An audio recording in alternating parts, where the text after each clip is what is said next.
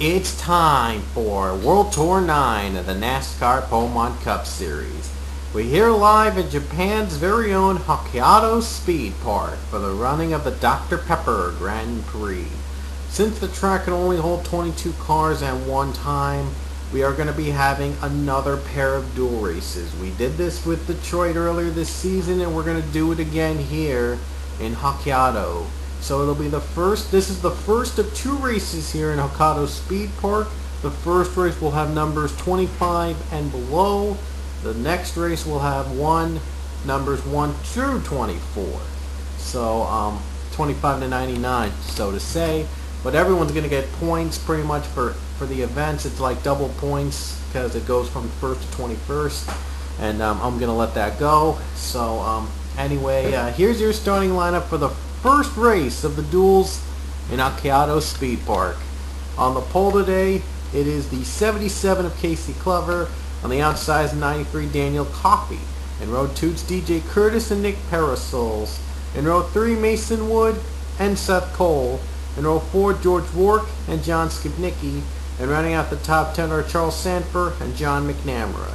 And then we have Zachary Fitzwater and Alex Pedro, Connor Vale and Zach Golbeck, James Shelley and Connor Breton, Amy Shelley and Nick Barney, Jeffrey Buckeye and Jacob Lawler, and Pichu rounds out the entire field for this first dual race. So without further ado, Dr. Pepper Grand Prix weekend begins with these famous words in motorsports. Drivers, start your engines!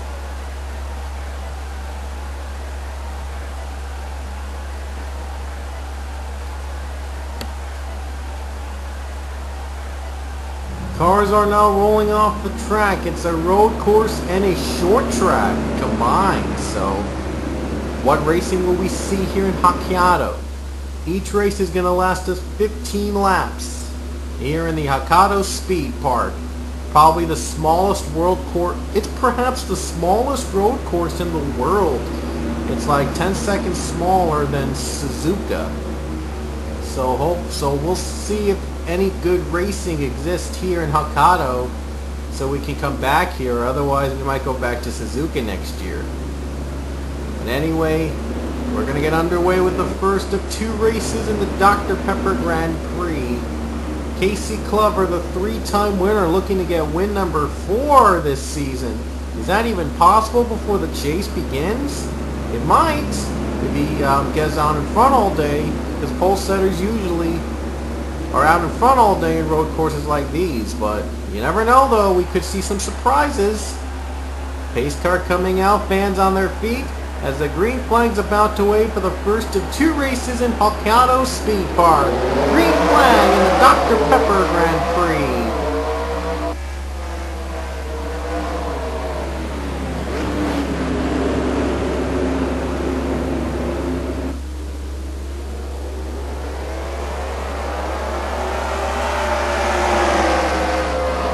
Clover battles with Nick Parasols for position. Ooh, bumper to bumper bumper. Oh, this is not safe. Bornian up there. Oh,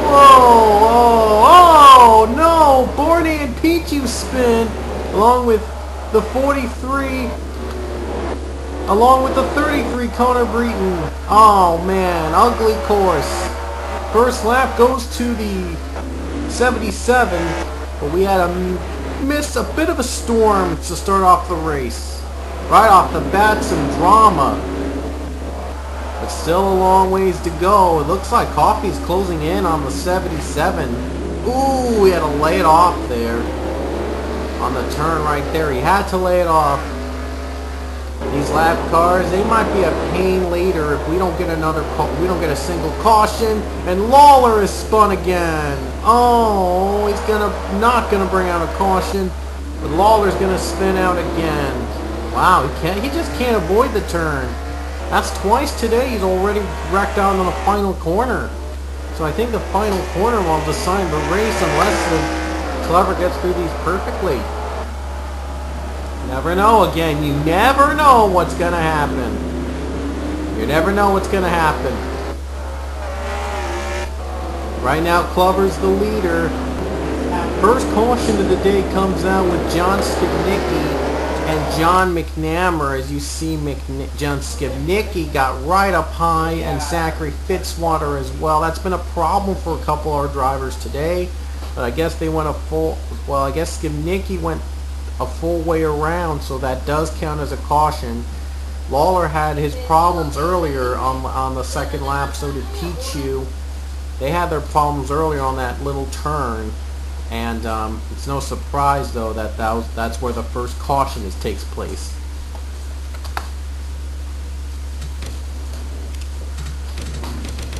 So that's our first caution of the day. They're going to stay out. Usually at this situation they pit, but they're going to stay out for the first laps here in Hokkaido. There'll be 10 laps to go in the first race, the Dr. Pepper Grand Prix. And no one has retired yet from the race, which is pretty shocking considering we had a couple drivers get loose. Wait a minute. This takes more. Oh boy. I just noticed this takes a lot more cautions than normal. Let's hope it's not a factor in this race, because they're going to get back under green. So apparently I guess it takes 5 caution laps, so my bad. I guess this race is almost over. This first race right off the bat is almost over. Looks like we're going to have to increase the length of this race because the green flag's already out.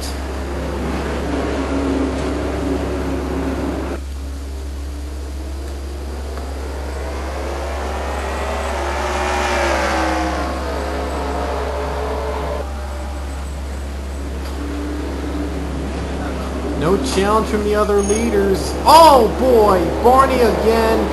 Save for, Connor Breton and Jacob Lawler spin again.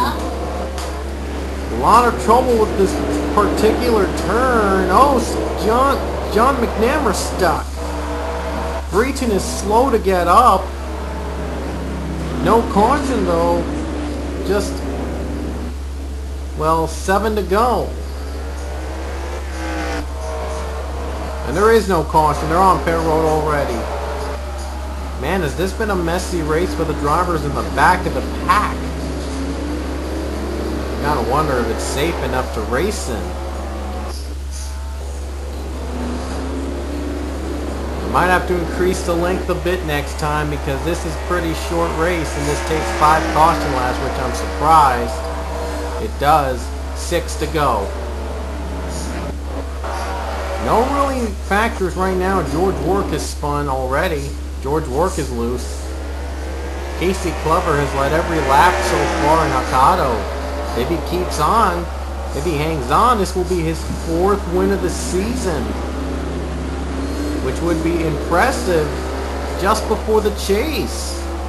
The odds are he might not win again, though. He's trying to savor in the moment, at least for now, and hopes to get clear finishes from here on out. 5 laps to go. 5 laps to go in the first race of the duels. And I think I'm going to extend the second race a bit longer because it does take 5 caution laps, and so we'll make it interesting. But right now Clover's dominating. Barney really slow. He's been really slow like that all day. A lot of the drivers in the back, though, they can't avoid this particular turn. Now they're calming down the storm. 4 to go. And Casey Clover's lead has only gotten bigger. It's not fun on a road course, but hey, we still got some passing between Alex Pedro and Nick Harrisels. So it could be possible we could see some passes. And Pedro is going to get the spot away, I think. Oh, still side by side. Still battling side by side as we have 3 laps to go. Fitzwater's slow. He's once again found the wall again. Man, has this been an up and down dual races here in Hokkaido? It's been an up and down race.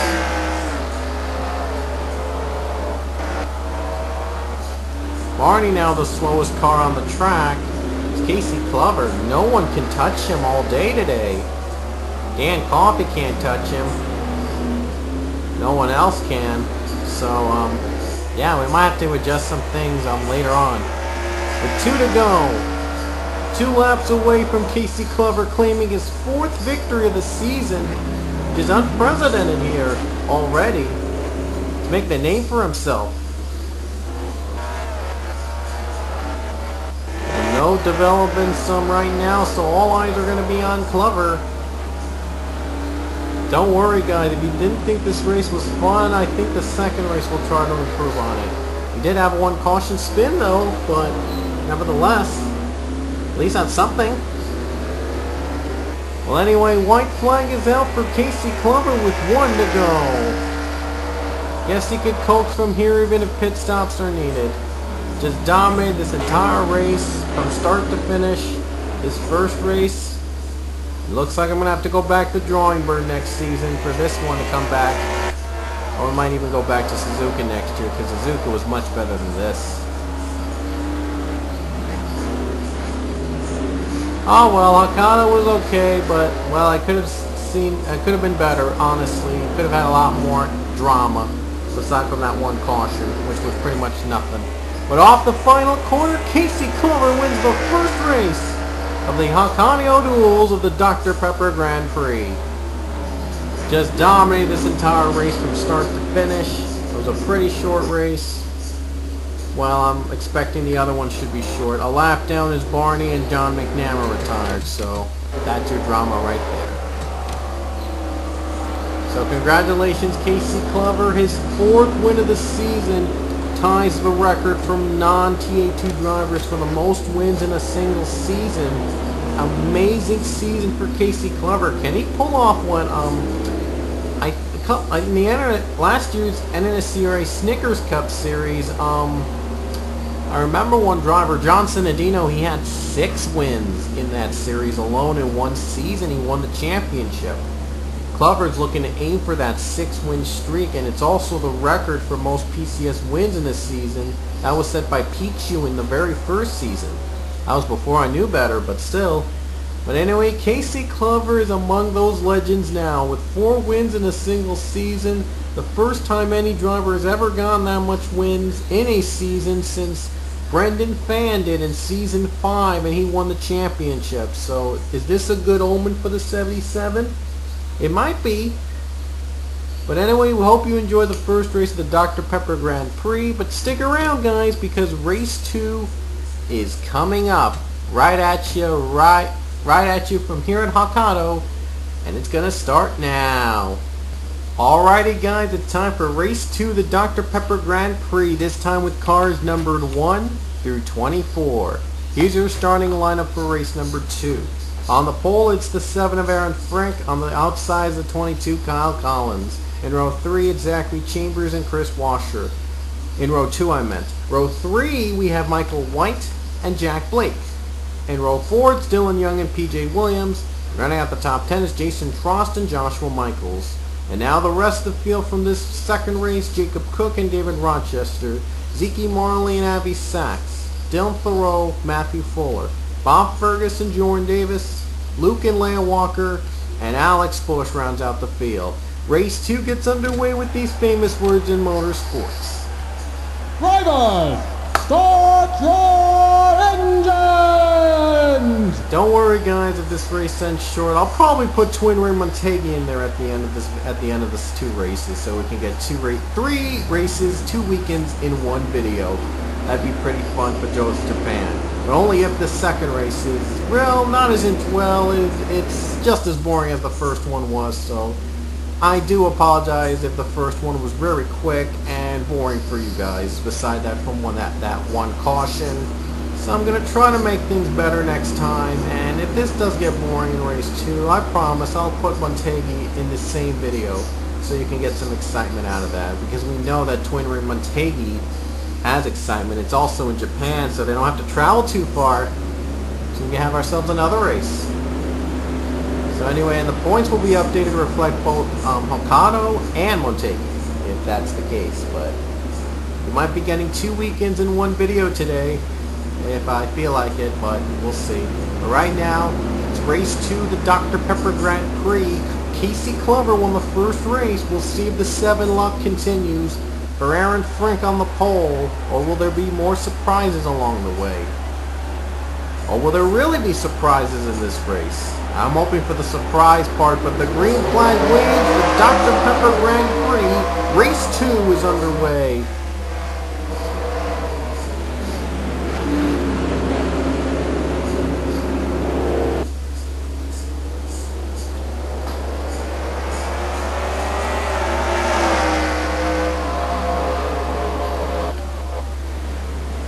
Oh, here's something we didn't see in the second race.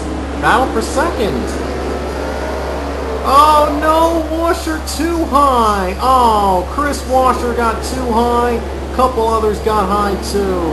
There's Dylan Young, Abby Sachs, Matthew Fuller, and Jordan Davis. That'll bring out the caution. First time today. Not gonna. Oh no, it's Bob Ferguson. He's in it too. Oh no, Bob Fergus is in it.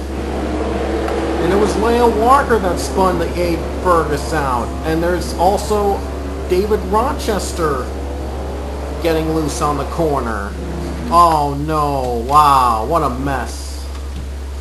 Ah well. But anyway, that's our first caution today. Hopefully we don't get another one so this race ends under caution. Because it actually takes 5 laps instead of 2 laps of a regular road course, which I just found out. It is a short road course, so it's not surprising, but well, hopefully we can get back under green very quickly and we don't have to settle with this mess today. But anyway, Aaron Frank's the leader, then Kyle Collins and Zachary Chambers. Frank has never won this season, so he would be the lucky one to get a chase spot if he wins today, or if Kyle Collins somehow gets him a pass for the lead, he might go for his 3rd win of the season. So a lot is at stake in the second race alone. Will there be a lot on the line here? Green flag is out. Oh, Collins did not get a good start. Collins did not get a great start. Now he's battling 3 wide.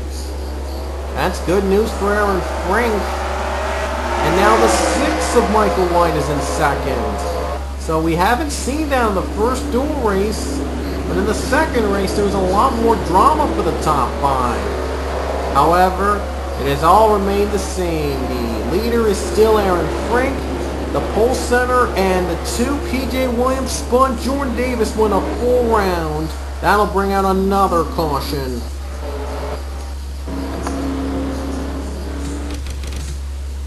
Wow. Oh, there was a wreck behind. Ooh.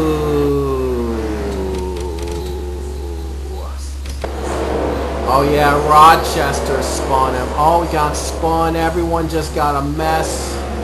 It's all a big mess. Oh my gosh, a big mess. Oh, well, we got a few laps to go. It'll be down to the final couple laps, so at least Aaron Frank is getting a bit of a challenge now that we have 2 cautions here in the dual race. Leah Walker's 21st. She's done for the day already, retired, so again, another run retired here in Hokkaido Speed Park.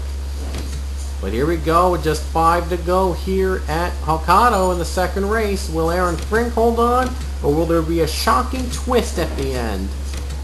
As you know me, I'm hoping for the twist. So here we go. Aaron Frank, could he lead every lap and win like Casey Clover? Or will there be a shocking twist? Green flag is out with just 5 to go.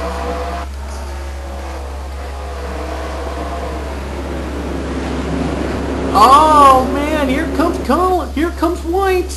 Could there be a twist? Oh no, behind her, 3 wide behind. We might have a caution before the twist happens. And this race might be over quick. No, Zeke Marley hits the wall, and I think that'll do it. No, still a race. Oh no, the other spun out. Fergus is down. The 12 is down, and that's not the race. Marley is slow with 4 to go. So more wrecking happens. They have not stopped wrecking all day today, but Frank's the leader. I wonder, however, if Zeke's going to get back out in time.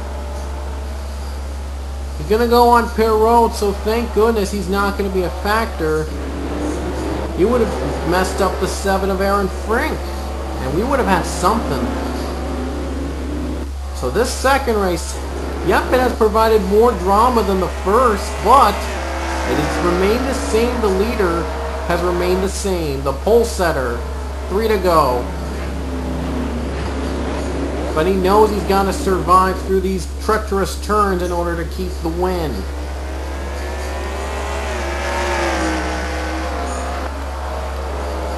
Cook is on pit road. PJ Williams slow on the apron. Right now, no factor in for the 7 machine. He could still do it. Looks like White's closing in a little bit, though. Michael White could be closing in. 2 to go, though. It'll take a miracle for Michael White to be contending for the win. Oh, boy. Oh, Cook did not get in well. Oh, boy. Got out of pit road at the wrong time. Wow, got out in pit road at the wrong time. But Aaron Frank, no factor for him. He's got a lap and a half to go. Here we go down the final corner. The white flag will be out in the Dr. Pepper Grand Prix Race 2 with 1 to go. And Aaron Frank on his way to his first career Pullman Cup win and a chase spot waiting for him. Been the races of the 7s. The 77 won the first race, and now the number 7 is going to win the second race, unless bearing anything heartbreaking happening to Aaron Frank.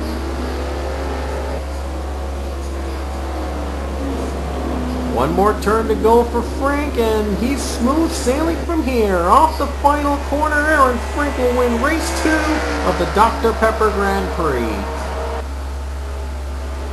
Aaron Frank leads every lap like Casey Clover to win the second race of the Dr. Pepper Grand Prix. Yeah, it's not been a fun day. We had 2 cautions to make things interesting, but again, I would have expected a lot. I expected a lot more. So you know what? We're going to be doing Twin Ring Motegi next. Right now, right here, right now in this video. So you're going to have 3 races for the price of 2. So pretty much, I think that makes sense. But anyway, Aaron Frank and Casey Clover, congratulations to them on the win. The results on the left of your screen for race 2. So guess what? We're going to be doing Motegi right now. So stick around because we have one more big race to go, and that's in Twin Ring Motegi for the Japan Series. So here comes Motegi. Alrighty guys, I promised you we'd get Twin Ring Motegi's race in the same video, and here it is. So we're still in Japan, but we're traveling just a few more miles out south, I think, west, whatever makes sense. But anyway, we're going to be here now at the Twin Ring Motegi for the running of the Stato 300. So this is the 4th straight season we've had a race named the Stato 300, and now we're in Twin Ring Motegi. So with us being still in Japan, why not have 3 races in one weekend? So it's pretty much 3 races in 2 weekends in one video. So you're getting Japan entirely, all in this weekend. So it's pretty fun. It's going to be fun. We had fun in Hokkaido, although we didn't have a lot of lead changes. We did have a couple wrecks there, but I decided to put Motegi in this video as well because it's in Japan, and it was a pretty short weekend up there, so why not include this one as a bonus? So, gonna get like 3 races for the price of 2, or 1, whatever. But anyway, let's go to the starting lineup here for the Stato 300. On pole today, it is the 10 of Zeke Marley. On the outside is the 12 Alex Bush. Row 2, it's Dylan Young and Luke Walker. Then we have Daniel Coffey and Abby Sachs in row 3. P.J. Williams and Chris Washer in 04. And running out our top 10 are your second dual winner, Aaron Frink, and the 8 of Leah Walker. And Casey Clover, the first dual winner, starts in 37. Now let's continue the Japanese tour with our famous words in motorsports. Drivers, start your engines! Again, Hokkaido was a short weekend, so I decided to bundle both those races from Hokkaido with this one in Twin Ring Motegi since it falls under Japan. So you're pretty much going to call this Japan weekend or Japan something. And anyway, this is still World Tour 9, and after that we're going to go back to our regular schedule when we hit to Europe. Well, first Donkey Kong's racing some unknown place in the world, and then we go to Europe for the next three. Yeah. Including Madrid, Monaco, the duels again, and the finale, the regular season finale in Hawgabahn. But right now, Japan continues with the Twin Ring Motegi Stano 300, and it's green. And by the way, this race will last 30 laps, so it's the 3 battle. So we got 3s. And speaking of 3, Luke Walker, he started in the 3rd spot. Number 3 started number 3 in spot number 3. So this is probably the game of 3s.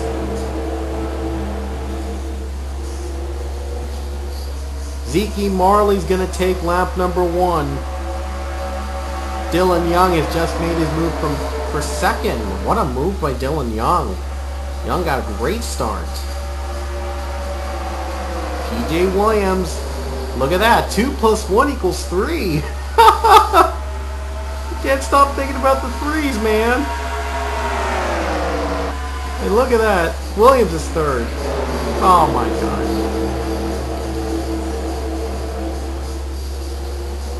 Oh boy, that high bottom line is really a game changer here in Motegi. That's never happened before. This is one of the few tracks where we've hosted a race in every season of the Pokemon Cup Series, and this is why. Caution's out, first time today. Apparently there was a little bit of a log jam behind on the start-finish line, so let's look back at a replay. Boy, Nick Barney. Earlier we saw him wrecking out a lot in the Hokkaido, and well, his luck just doesn't continue to get any better as he got spun by Mason Wood, and Zachary Fitzwater was the one that holds up the traffic. Oh no, Casey Clover. Oh, he spun the 27 of Fitzwater, and that's what causes the jam on the start-finish line. A lot of wrecks happen here in the start-finish line.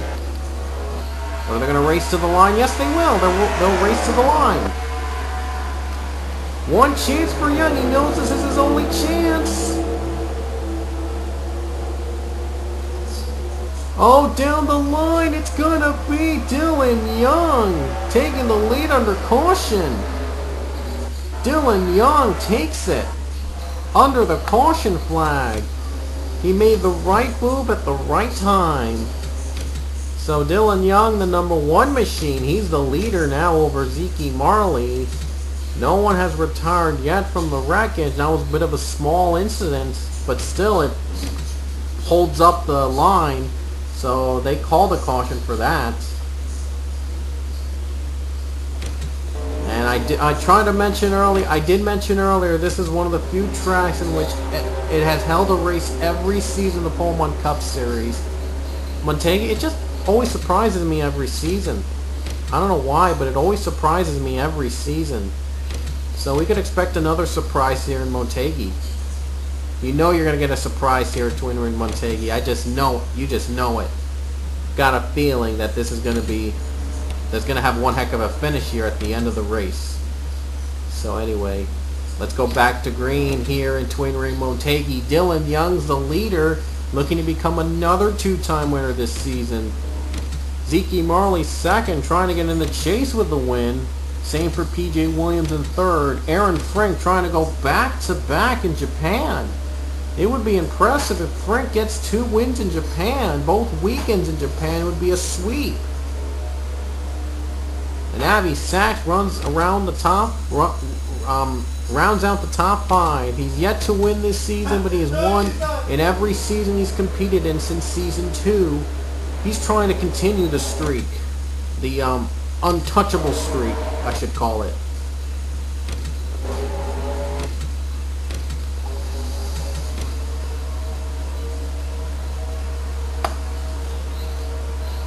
Here we go, lap number 8 in Motegi. Back to green for Dylan Young.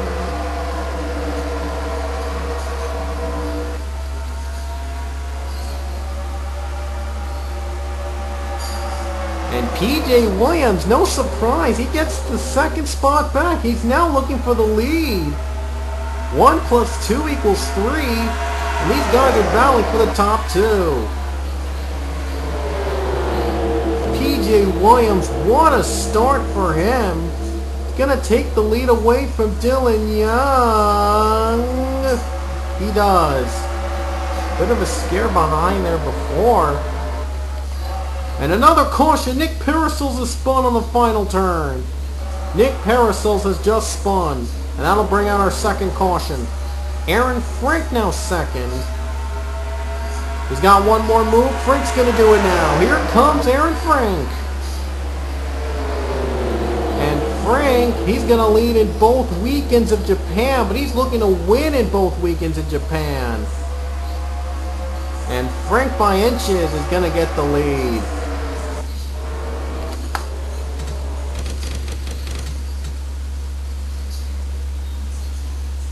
Let's look back at a replay with Nick Parasols. And here's the incident. Oh, there was another caution before it?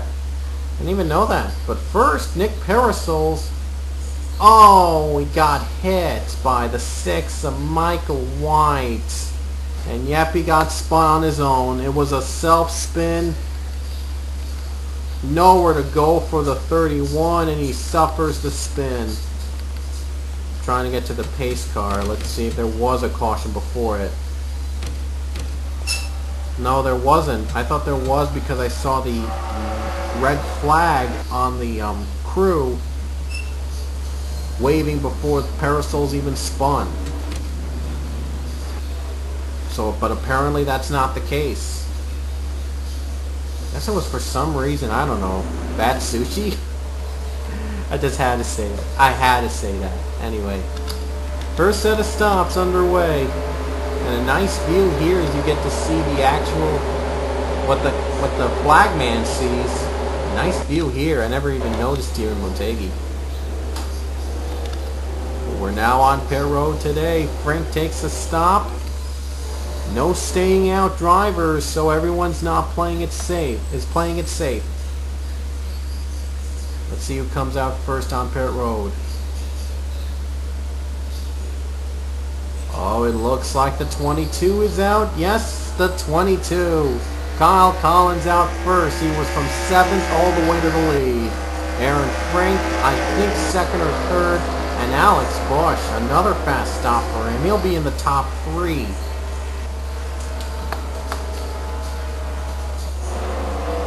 And it wasn't a really good stop for Zeke Marley. A bad stop for Zeke Marley. Wow, Marley was the pole setter, obviously, and unfortunately, a bad stop for him. He's going to drop down. Well, still plenty of time for drama in Tweener and Motegi. Let's see if any retirees. No retirees. Strange, but we didn't have any retirees. We had like 2 combined in the weekend in Hokkaido. But now there's none here in Motegi. So it hasn't really been much of a wreck fest today. It's been pretty calm and tame, although we still have 2 cautions today. The rest of it has been pretty calm with a couple passes for the lead. Obviously way better than the 2 races combined, but there's much more to come. We're not even halfway done. We're going to be back with 16 to go. Kyle Collins looking for win number 3 this season. It would be his 3rd win of the season. He's looking to join the 3-win club. He'd be only the third driver to to get 3 or more wins this season. Casey Clover had 4 wins at Hokkaido. 4 wins after Hokkaido. And Collins could go for win number 3. And reduce the chances the non-winners have a chance for the chase. Alex Bush going to be second, and Aaron Frank will be rounding your podium. Back to green with 16 to go.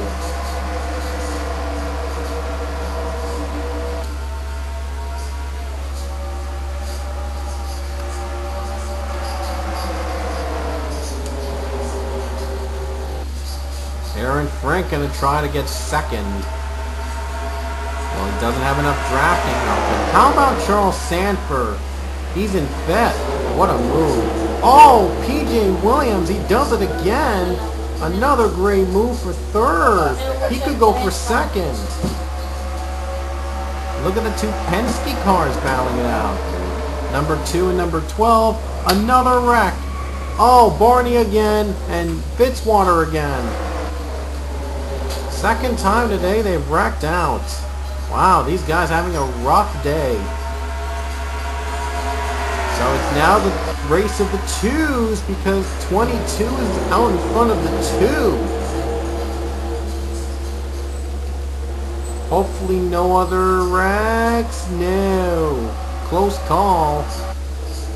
And the caution's out. Let's look back at a replay with Nick Barney. It's been a tough race for Barney and Zachary Fitzwater. But hey, it's going to lead us down to a final 10-lap showdown.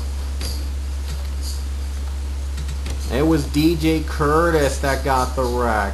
Sandwich between John McNamara and Zachary Fitzwater. Nowhere to go. Curtis gets dumped. Fitzwater and Barney. That's where Barney gets involved. Yeah, that's where Nick Barney got involved. It was a terrible weekend for Nick Barney in Japan. And, well, he hopes that it will end it right now. He's on pit road. Has not given up yet, but we'll just have to see. And Barney has given up. The 43 finishes in 42nd today. As Nick Barney's bad weekend just continues. Well, he hopes for some good days in Donkey Kong's. But now he's going to have to look forward to Donkey Kong and hope for redemption. It's been a bad week for Nick Barney. It's been a bad week. It's been a bad race, though, for the Knicks. Nick Parasols is running 42nd. The 2 Knicks, the 2 unrelated Knicks, are in the bottom 2. It's not been a great day. Wow. And anyway, Kyle Collins, he's the leader. We saw some mix up behind. I wonder if they actually pitted. They might have pitted. Oh, wow. So this might be part of their strategy or something, because a couple races recently we saw Motegi, we saw pit stops at the end of the race. Only one driver, usually only one driver, stays out and wins the race because they pitted early. So that is the same case going to happen here. Well, we have 11 laps to find out. Kyle Collins still the leader. P.J. Williams and Charles Sanford make up your podium. And Alex Bush is 4th. Dylan Young rounds out the top 5.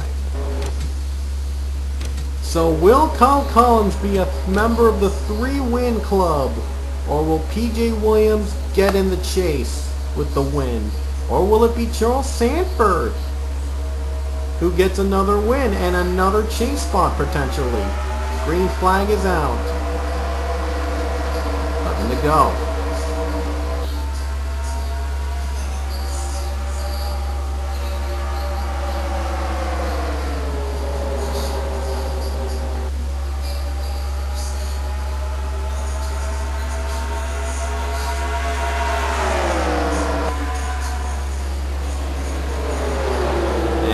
Challenge from the 22 Kyle Collins so far yet.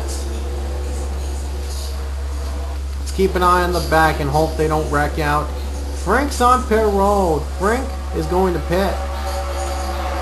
So this might be part of his plan to get another win for a potential sweep in Japan. Pit early, become the first to pit, and win the race if these guys choose to pit. If there is a caution though, this race changes everything. If we have another caution though, it could change. Oh, they're gonna... Oh, I think Sanford was thinking about pitting, but he decided to stay out of it for another round.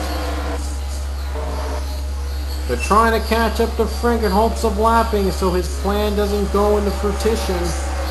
Collins speeding up ahead. Here he comes. 7 not getting up to speed. It's going to be pretty close. Collins still the leader. Let's see. And he'll keep the lead. 8 to go, and I don't think he'll be catching up to Frank. Still trying to catch up to Frank in hopes of not making his plan work. Trying for one of them to pit and have the rest of them pit and stay out.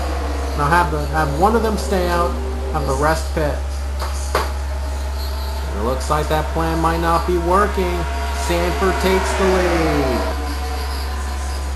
Dylan Young gonna try for second, maybe the lead.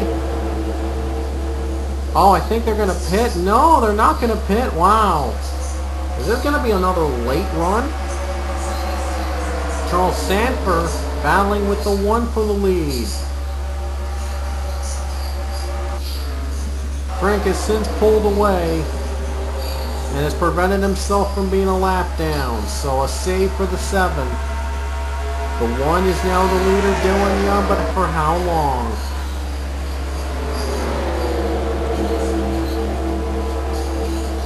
Oh, they're not pitting again. 6 to go. Again, they're trying to make it as much as possible. Trying to stretch out the fuel as much as they can.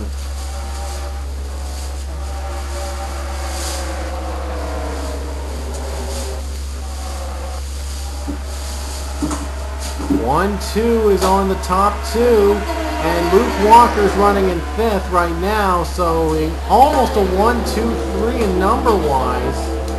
That'd be pretty weird if that ever happens. 5 to go. Dylan Young trying to conserve as much fuel as possible. I have noticed that they're trying to draft each other to save fuel. We'll see if that plan works or not. Frank's the only one that pitted early. He could be a potential factor if these guys choose to pit. Here we go. Back to pit stop again. Not quite. 4 to go. Dylan Young's got to be hoping for a caution now because the next one ends the race.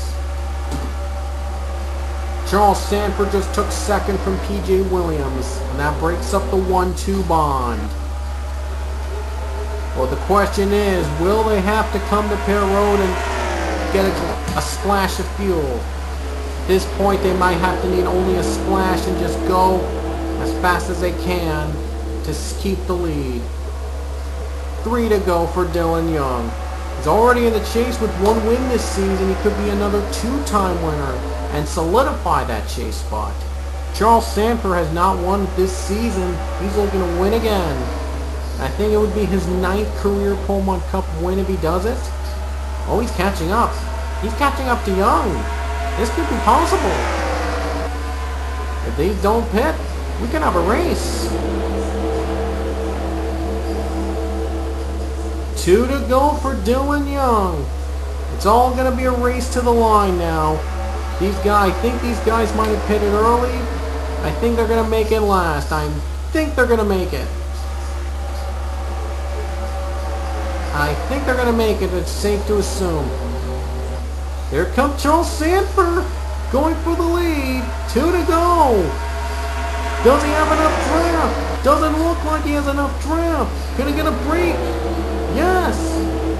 Sanford gonna make the move to the white flag with 1 lap to go. Fitzwater on Pear Road. Young trying to fight for it with the white flag. It's not a field miles race anymore. It's now a battle for the win.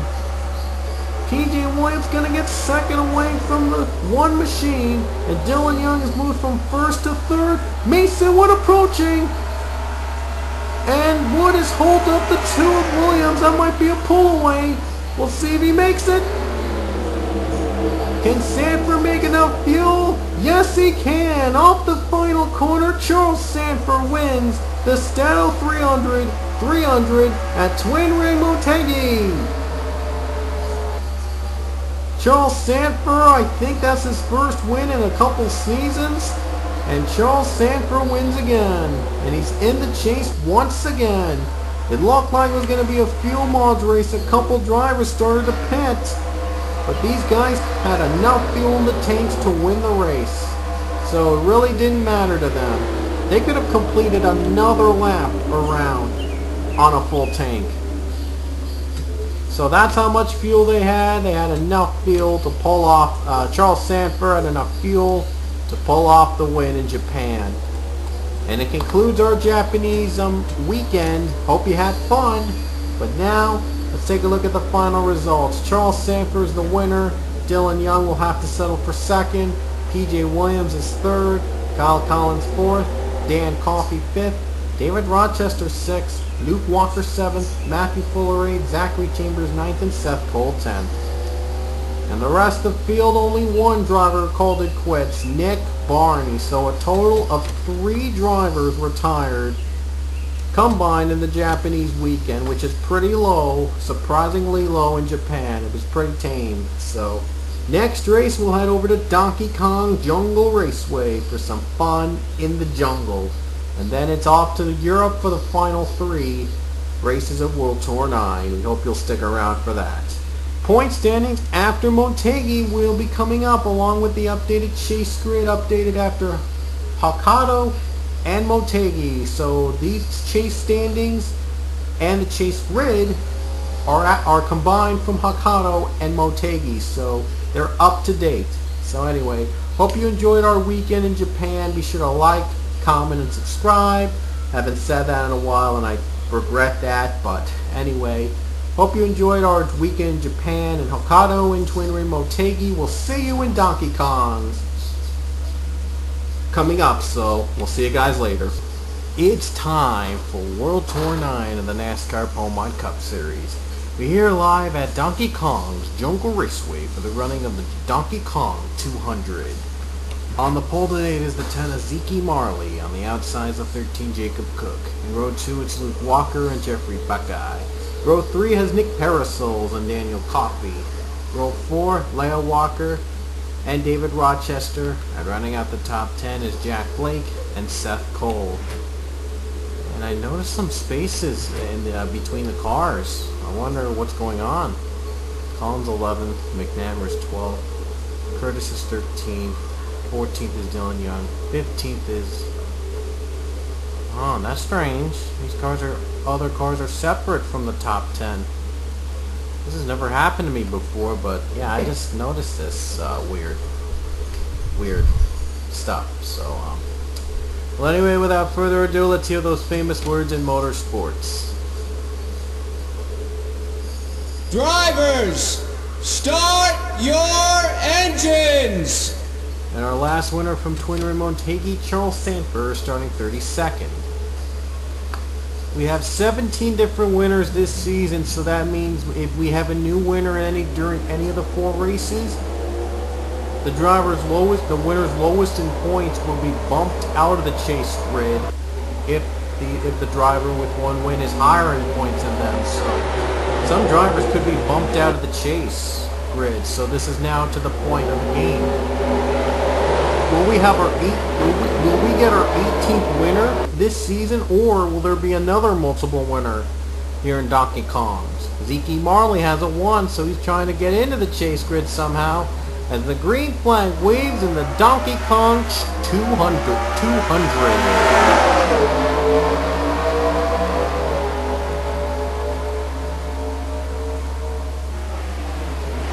3 wide already at the start of the race.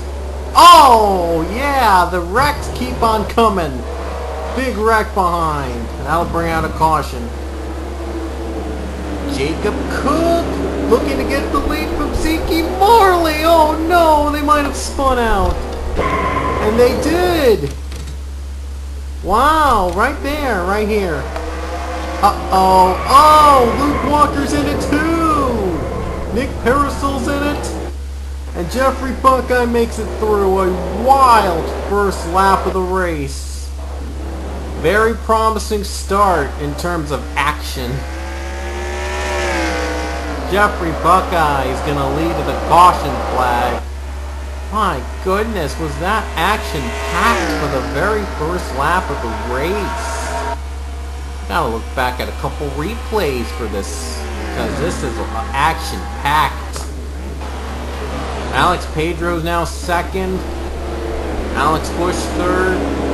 David Rochester fourth, and Jack Blake gonna battle for the fourth and fifth spot from Jason Trost. Bob Fergus got involved, and Jack Blake, he's just 9 points back of the leader, but he has to win in order to get in the chase. And the caution's out, Buckeye leads. Let's look back at a replay. Man, was it a crazy first lap. A crazy start to a race. Unbelievable. And this was the first wreckage of the day. As you see, they were going up into a turn.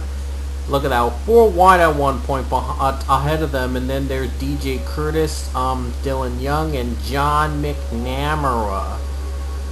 Oh my gosh, more wreckage ahead as Jordan Davis, Leah Walker, countless others spin out as well. Seth Cole, Dan Coffey spin. Everyone just gets a piece. Oh, but the action doesn't stop there. As you see, Zeke Marley contact with the 13 Jacob Cook, and the 3 of Luke Walker got into it too. And look at this, another car into it. Nick Parasols is in it. And everyone, it's all a massive mess. Everyone just wrecking each other out for the first lap of the race. Boy, a lot of drama here in the very first lap. I wonder what the next couple of laps will bring us. Joshua Michaels is done. Zachary Fitzwater is done. Luke and Leah Walker are done. Kyle Collins are done.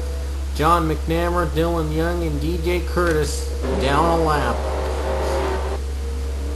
Pichu on pit road, Parasil's on pit road, and everyone else is retired. So only 34 drivers left in the field, already on the first caution period. Well, things are about to get even crazier because Jeffrey Buckeye continues to lead on lap 4 to the green flag again at Donkey Kong's.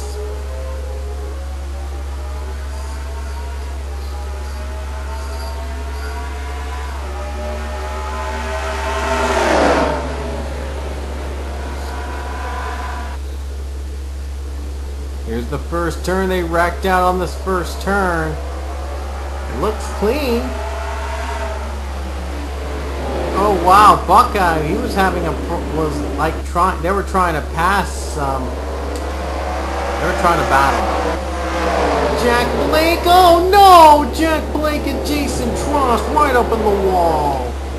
Connor Vale gets a piece. Oh boy. Oh no, David Rochester, he's in the wall. Rochester in the wall, he's going to lose a ton of spots. He's going to lose valuable spots.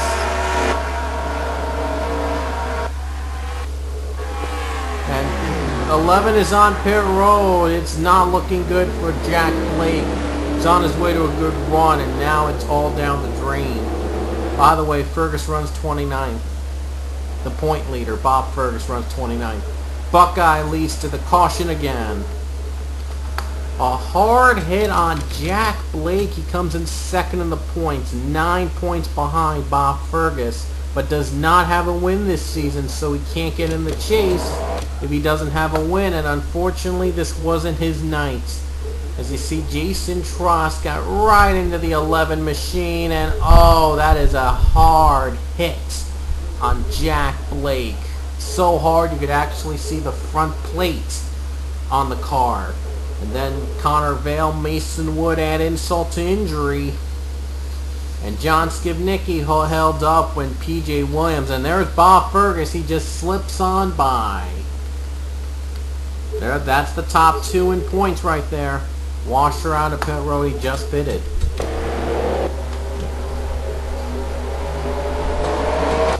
A lot more strange drama here in Donkey Kongs at a wreck at almost every other turn. Like, boy, if you want the wrecks, you got it.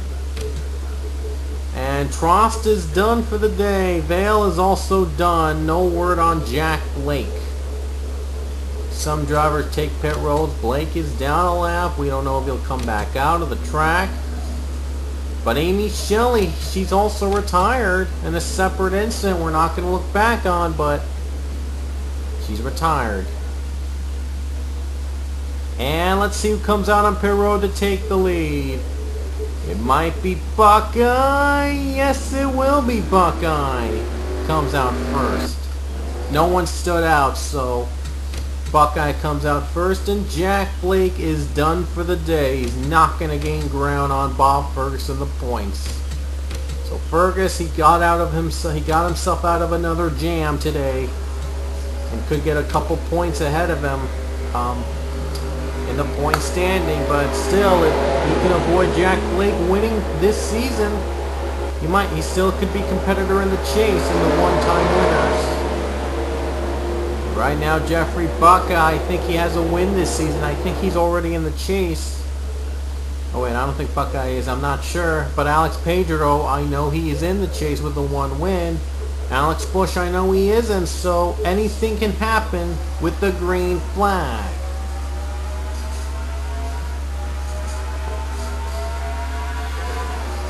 It almost was like a double foul restart. I'm not sure how they would allow this type of a move at a track like this.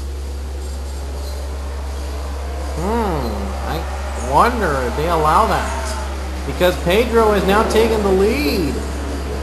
Alex Pedro has now taken the lead. Well, he was behind the 66, so I guess that counts, but still a little bit questionable about that, having a near double foul restart at the start of the period. Oh, Buckeye, he wants it back. Buckeye wants that lead back because I don't think Pedro deserved the lead. He didn't think Pedro deserved the lead after getting the start like that. It's a long straightaway across. There's not really a lot of braking in this track, so a lot of passes could happen at a road course. It's one of the very few road courses that is really fast on the turns and allows for a couple passes.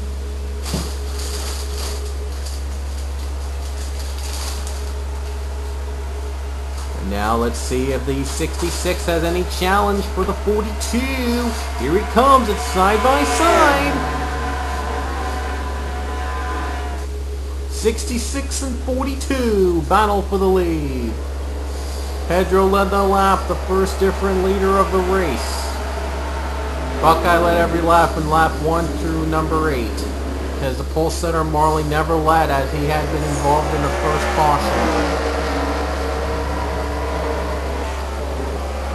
Are you scraping? I heard scraping. Ooh. Oh, Washer is spun. Washer is just spun with Mason Wood. No, well, that's enough to burn a caution.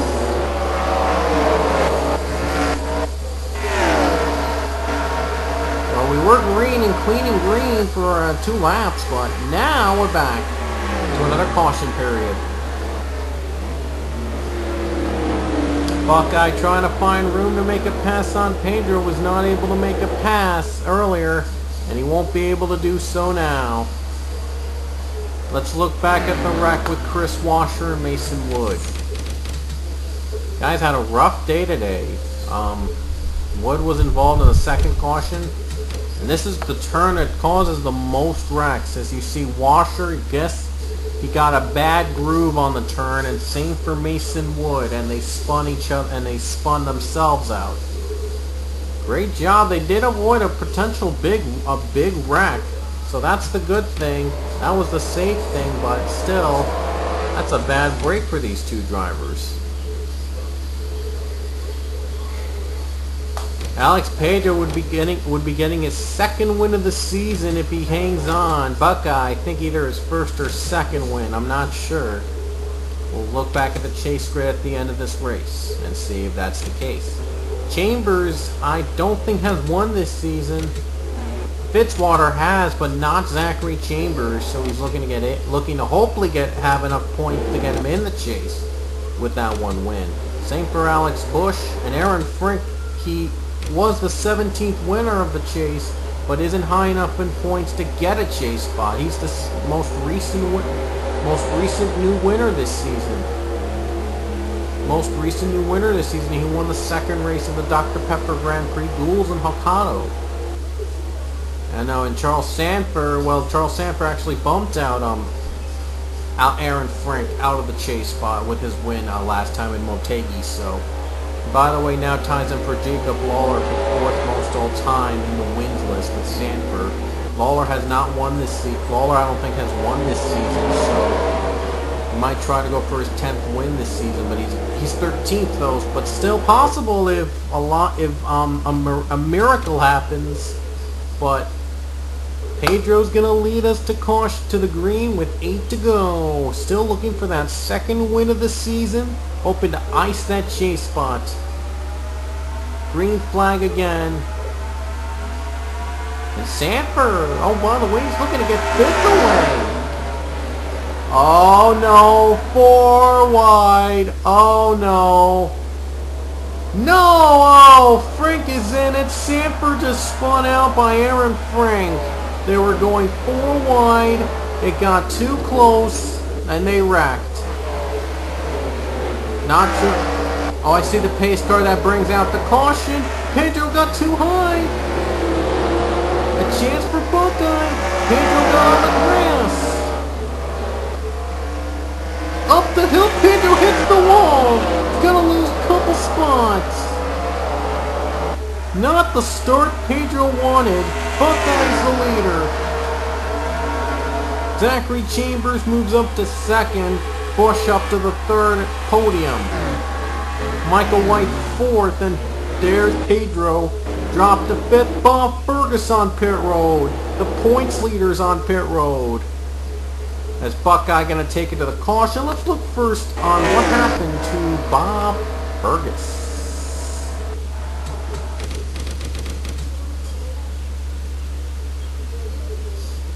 Ooh.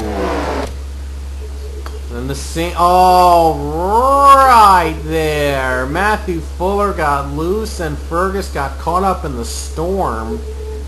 And Nick Barney, Mason Wood are in it. Oh, everyone else got piled in too.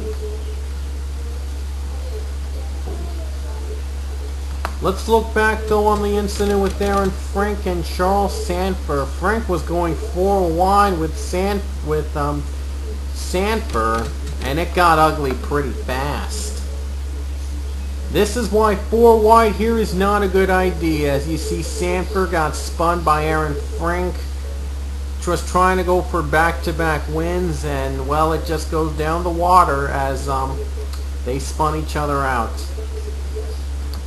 And here's a look on Alex Pedro's battle. As you see, Pedro was struggling through the corners. He got in the grass in this first set, and then on the second set he didn't do much better, as he allowed Buckeye to draft in on him, close in on him, and eventually overtake him. It's the moment where Buckeye overtook the 42. He tried to keep his car together but didn't see the big ramp and scrapes the wall and went down from 1st to 5th. He at least is in the top 5, but not where he wanted to be.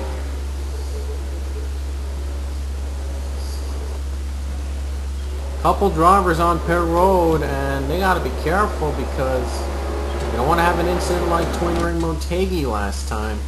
No, not Montreal, I should say. Fergus is retired. Bob Fergus is done. along with Mason Wood and Nick Barney. Wow, Fergus finished 5 spots ahead of the 11.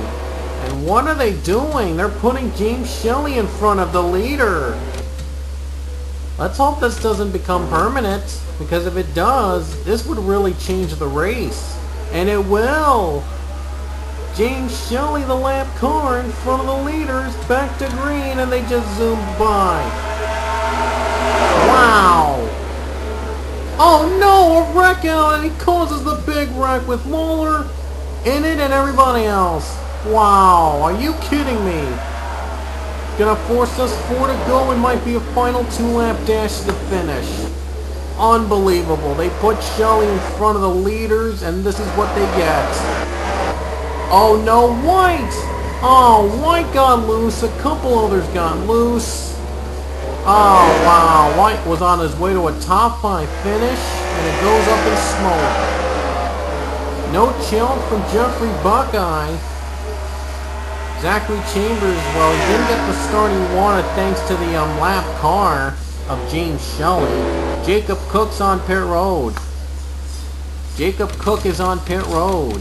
And I think that was the wreck. Oh my gosh, are you kidding? James Shelley just caused a lot of trouble as the lap car. Just got out in front of the leaders. It was really troublesome for a lot of them. Here's the incident you see right here. Breton, Marley, Lawler, they spun out. Jenks to the 44. But the fun does not stop there. As you see in the other camera, you're going to see another incident with these drivers. Right here, 3 wide with Cook, Chris Washer, and Daniel Coffey. It gets too close for comfort, and whoa, high air, and Alex Pedro was in it. Pedro pitted, and unfortunately he was in it. It's just to add insult to injury. Wow, Pedro's win is over already. His chances were done. And now let's see if these drivers will elect to pit. Not sure if these guys pitted out for the second time. They're going to have to go up to speed though. White's on pit road. I'm not sure if the others are on pit road as well. Couple retirees. It's going to be down the final 2 laps here in Donkey Kong's. Will Jeffrey Buckeye win again and get in probably a spot in the chase? Or will Zachary Chambers break out to the winner's circle and steal it away? Back to green, 2 to go. If we get a caution before the white, the race is over.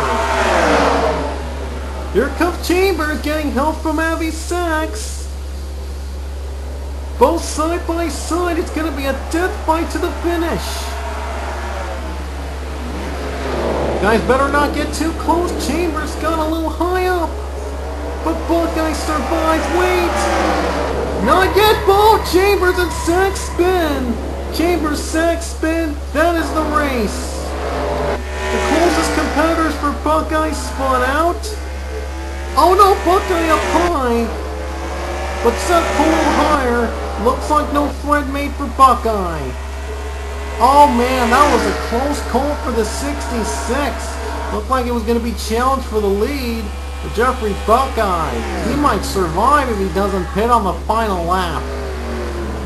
Or if he does not mess up on this corner.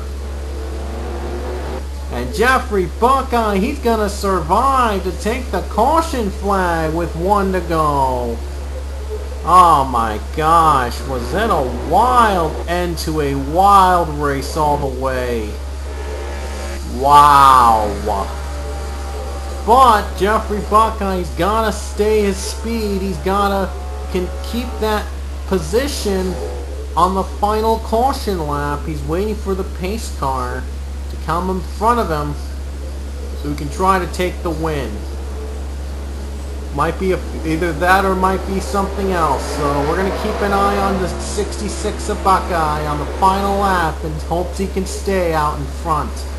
Because Seth Cole could be right in to swoop a win away from him, and our chase field would be staying the same. But boy, was it a wild finish. Zachary Chambers and Abby Sachs lost their top 5 spots with 2 to go on the dreaded S-curves. Whoa, a little bit of shaking up there. These guys are really not taking it easy. There's Chambers on pit road. All he could do now is watch and see if Buckeye does not make it on fuel, doesn't make it at all for any reason, and doesn't get the win. But we'll see, because I have not seen them on pit road. Anything could happen. So here we go. Buckeye going through the long straightaway, the very long and fast straightaway. That's probably the other tough part at the course. I saw Coffee. Oh, Coffee's out of fuel. Coffee's slowing down. Could this be a start of something? I don't think so, because they're coming up the final corner. Seth Cole is not going to make it. From the looks of it, Seth Cole's not going to make it. Oh, I don't think Buckeye's going to make it either. Oh, no, he is. Off the final corner, Jeffrey Buckeye will make it on fuel to win it here at Donkey Kong's Raceway, the Donkey Kong 200.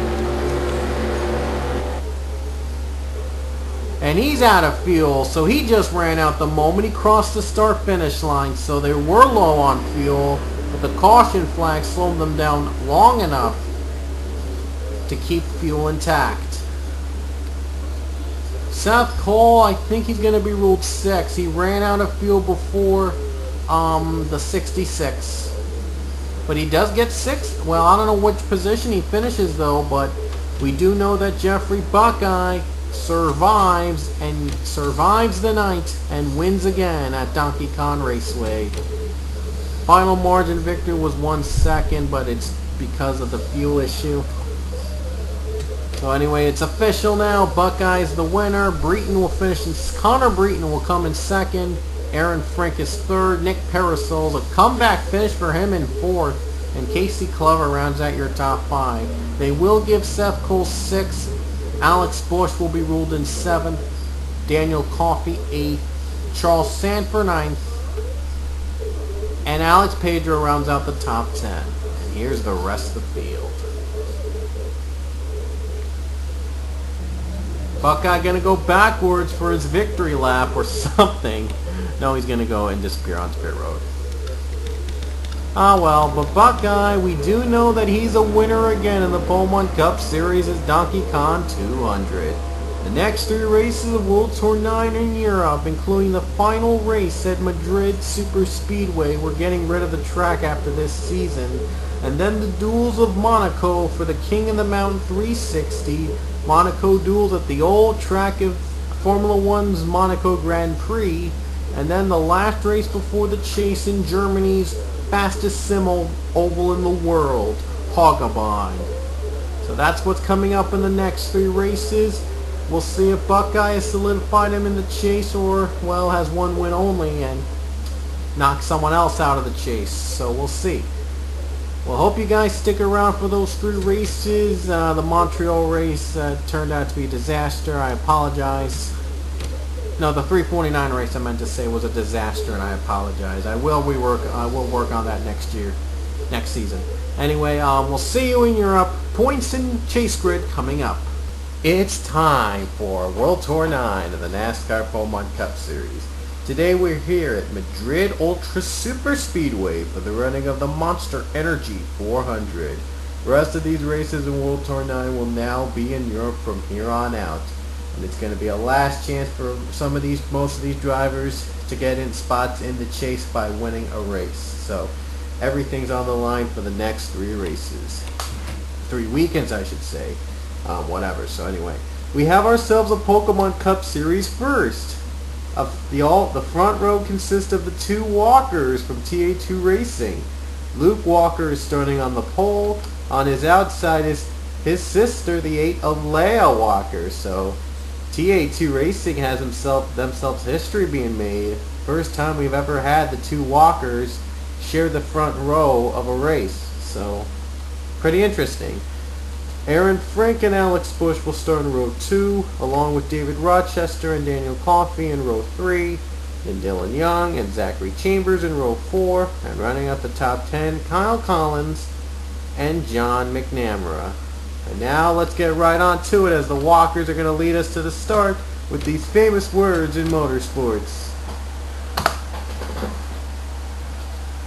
Drivers, start your engines. I think it's the first time we've had an all-sibling front row ever in a Pokemon Cup Series race.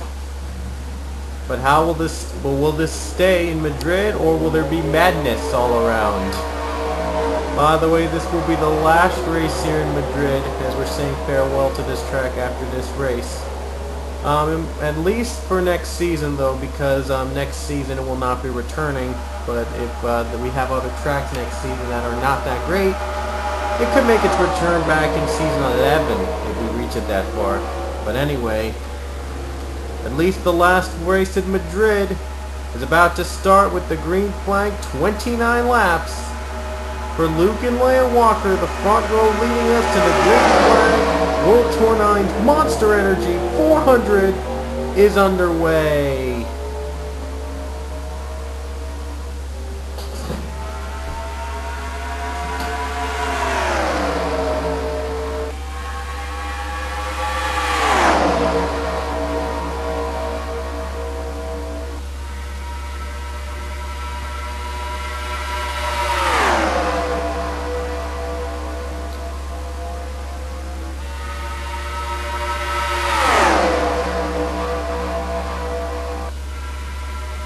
First lap, it's going to go to Luke Walker. And look at this, the DEI cars are in the top 5. 3, 1, and 8.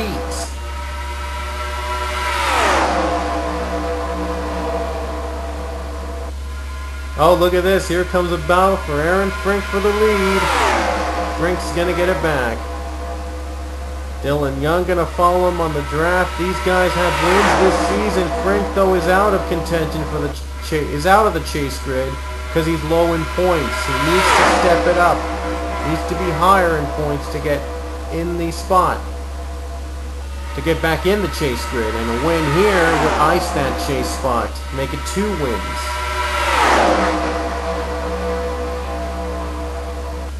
Michael White is now the new leader, as White hasn't won this season. Neither has Connor Vale nor Nick Parasols. They're hoping that it would be enough for them to get a chase spot. Oh boy, big flip behind. Caution's out. Parasols has grabbed the stacks and Parasols will lead.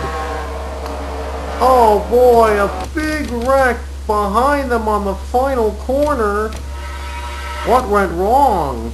Oh my goodness. 5 wide as Lawler, Buckeye, Shelley, and there's the flip. Aaron Frink! Look at how much air he got. Wow, he spun like a top and he got a lot of air. Wow, a lot of drivers piled up in the wreck. Frank, though, had the worst of it. Gave himself another flip. Oh my gosh. Let's look at an onboard camera.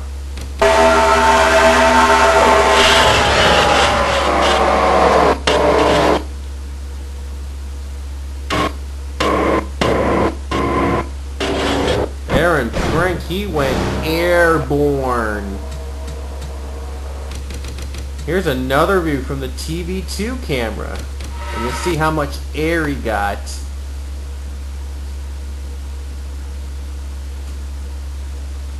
I think he would have been over the fence if there wasn't an invisible wall there. Everyone else in the back got a piece of it.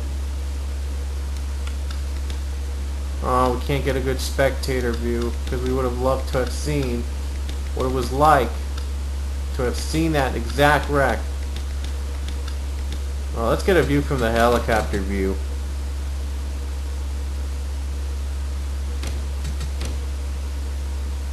There you see Aaron Frink flying up. I'm surprised there were a couple drivers that made it through. Oh, Zeke Marley, he didn't make it through. Oh man, big air. That's going to bring out the first caution of the day. They had pit stops and wait, I think they stayed out. I think a couple stayed out. I'm not too sure. Haven't kept track of the pit stops because of the big wreck.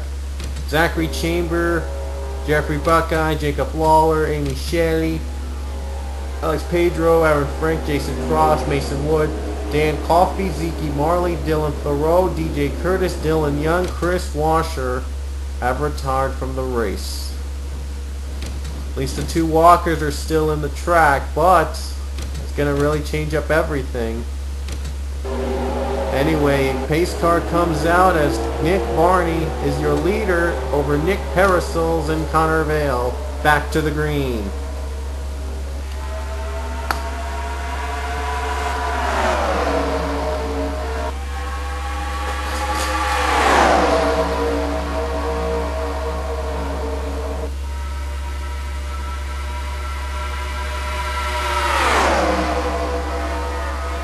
Nick Barney's trying to get back in the chase again. I think he has a win. I don't think he has a win this season, but he's trying to do so here. Here comes Connor Vale and John McNamara. McNamara trying to become a two-time winner this season. Trying to ice that chase spot. Just almost 20 to go here in Madrid.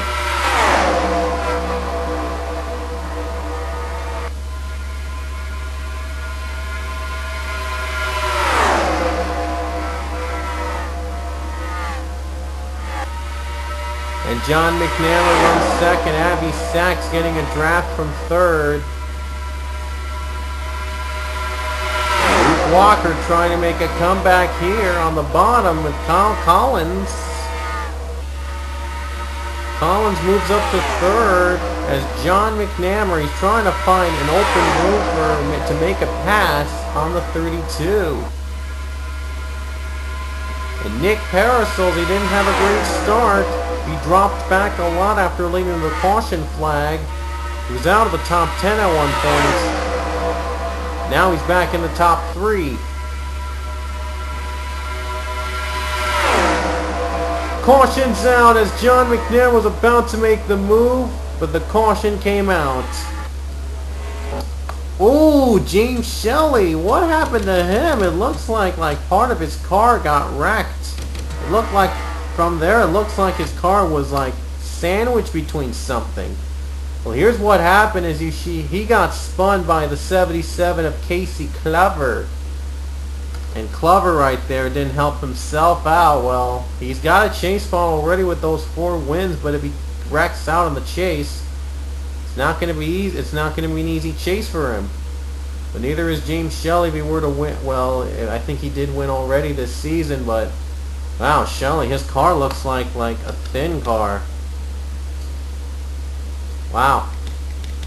Big wreck here for the 44. Gets himself into a mess, and that brings out the second caution of the day. Vale comes to pit road, and many others come to pit road. Parasol stays to take the lead, retake the lead. Clover and Shelley are done. Alex Bush and PJ Williams, though, are down a lap. So they may be on the bottom of the restart. Connor Breton, the points leader, is now in 4th. He is your new points leader this season. He passed Bob Fergus after Fergus held on for about 10 races. And now Breton is now the new points leader. If he gets a good finish, he'll keep the points lead. But points lead does not matter. Now Breton has to pit though, but he was running in the top 5. He had a pit though. Breton took the lead from Fergus. We'll see if Fergus can get it back.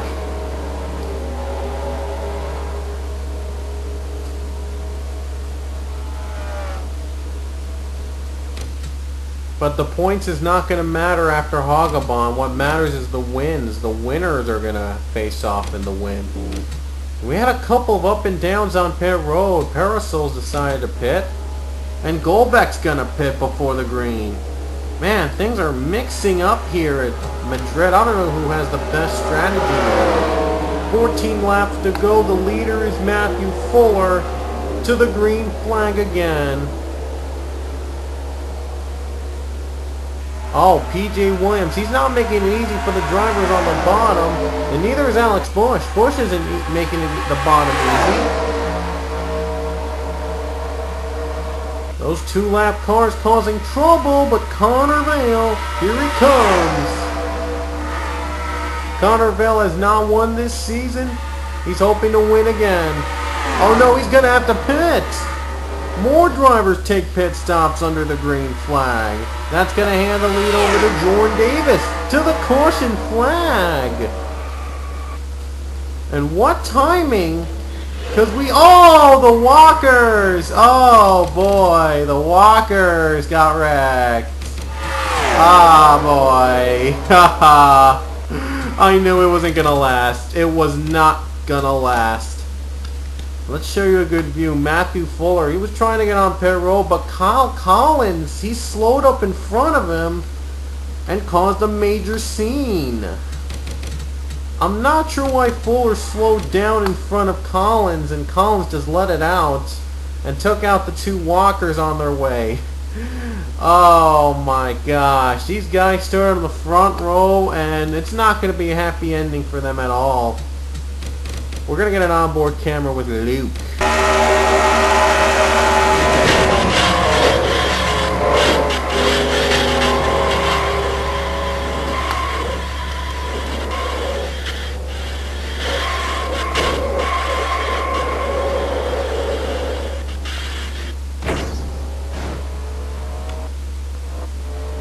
Well, he almost made it to the start-finish line, at least.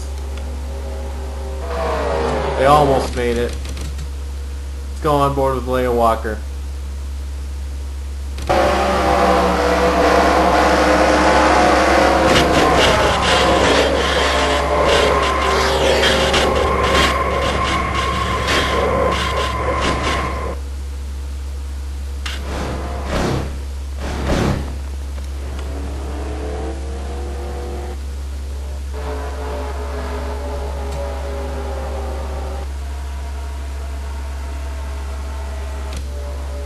And Jordan Davis on pit road. Boy, was that an ugly wreck.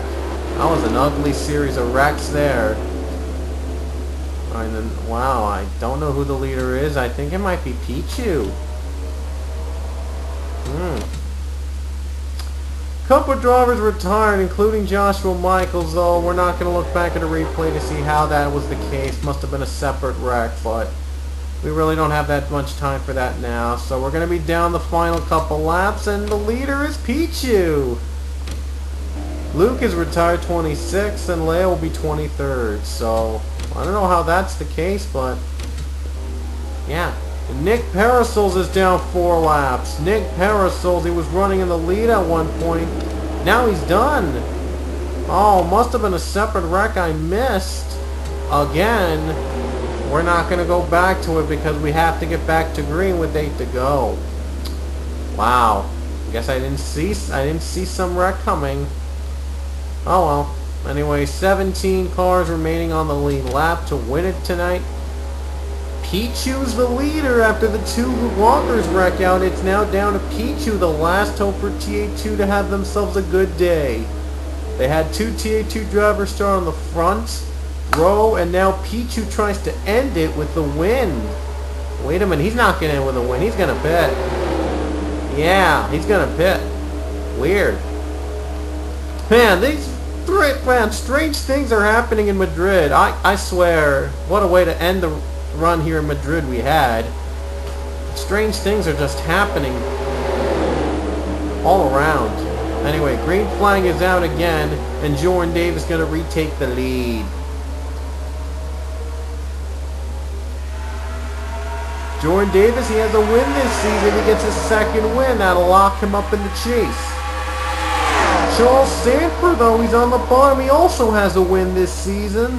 He's looking to also lock himself with a 2-time win. And Kyle Collins already has 2 wins, but he's trying to get his 3rd. So a lot of these drivers locking up chase spots, and they're going to pit again. Wow, this is starting to become a twist-full of a race.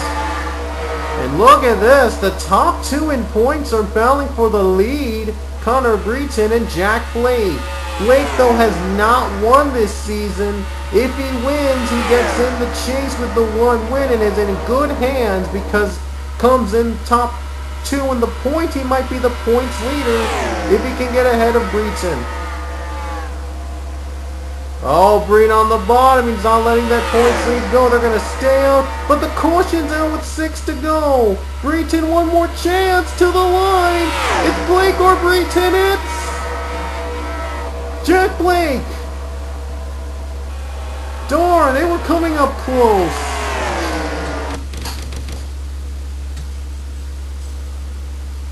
They were coming up really close to the line. And wow, Jack Blake beat out Breton. That would have been a race to the line if we hadn't had another caution coming out. But once again, the madness of Madrid here strikes again.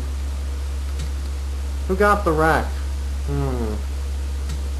Oh, Avi Sachs. Yep, here's the incident. Avi Sachs, he got spun by Zach Goldbeck, then got right into Zachary Fitzwater.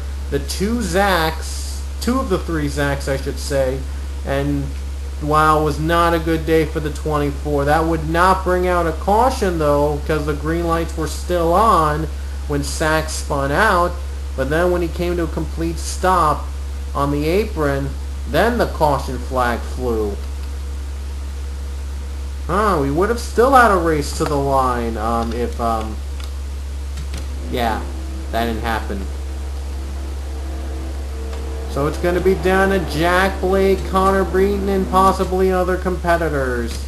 Seth Cole is running in third. He is a replacement driver, which means if he does win, he does not get in the chase because he came in the season late. And how did Charles Sanford end up second? He was right behind the other drivers, and he's now in second.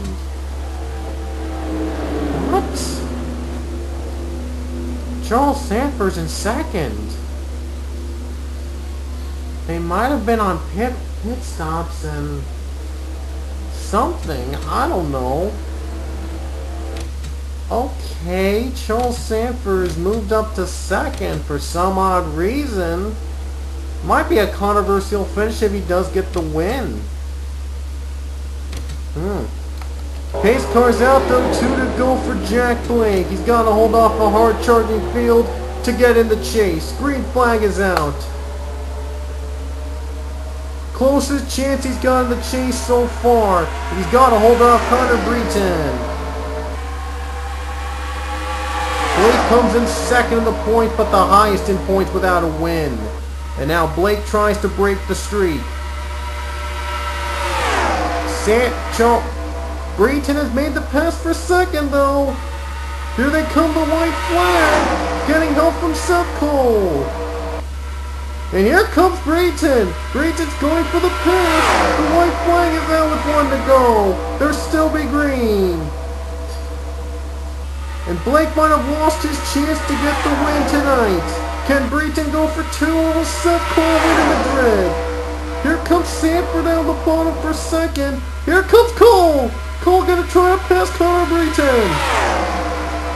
And Cole's gonna go on the bottom. And he will make the move. But he will make the stop? No. But here comes the 25. Here comes the 40. And they'll block it both. Final turn, Seth Cole wins in Madrid. Seth Cole has won again in Madrid. A wild last lap pass for the win, and Seth Cole has prevented another winner from getting a chase spot. It looked like Jack Blake was going to win the race with 2 to go, but he lost the draft to Connor Breton, and everyone just passed by him. He's dropped down to 5th.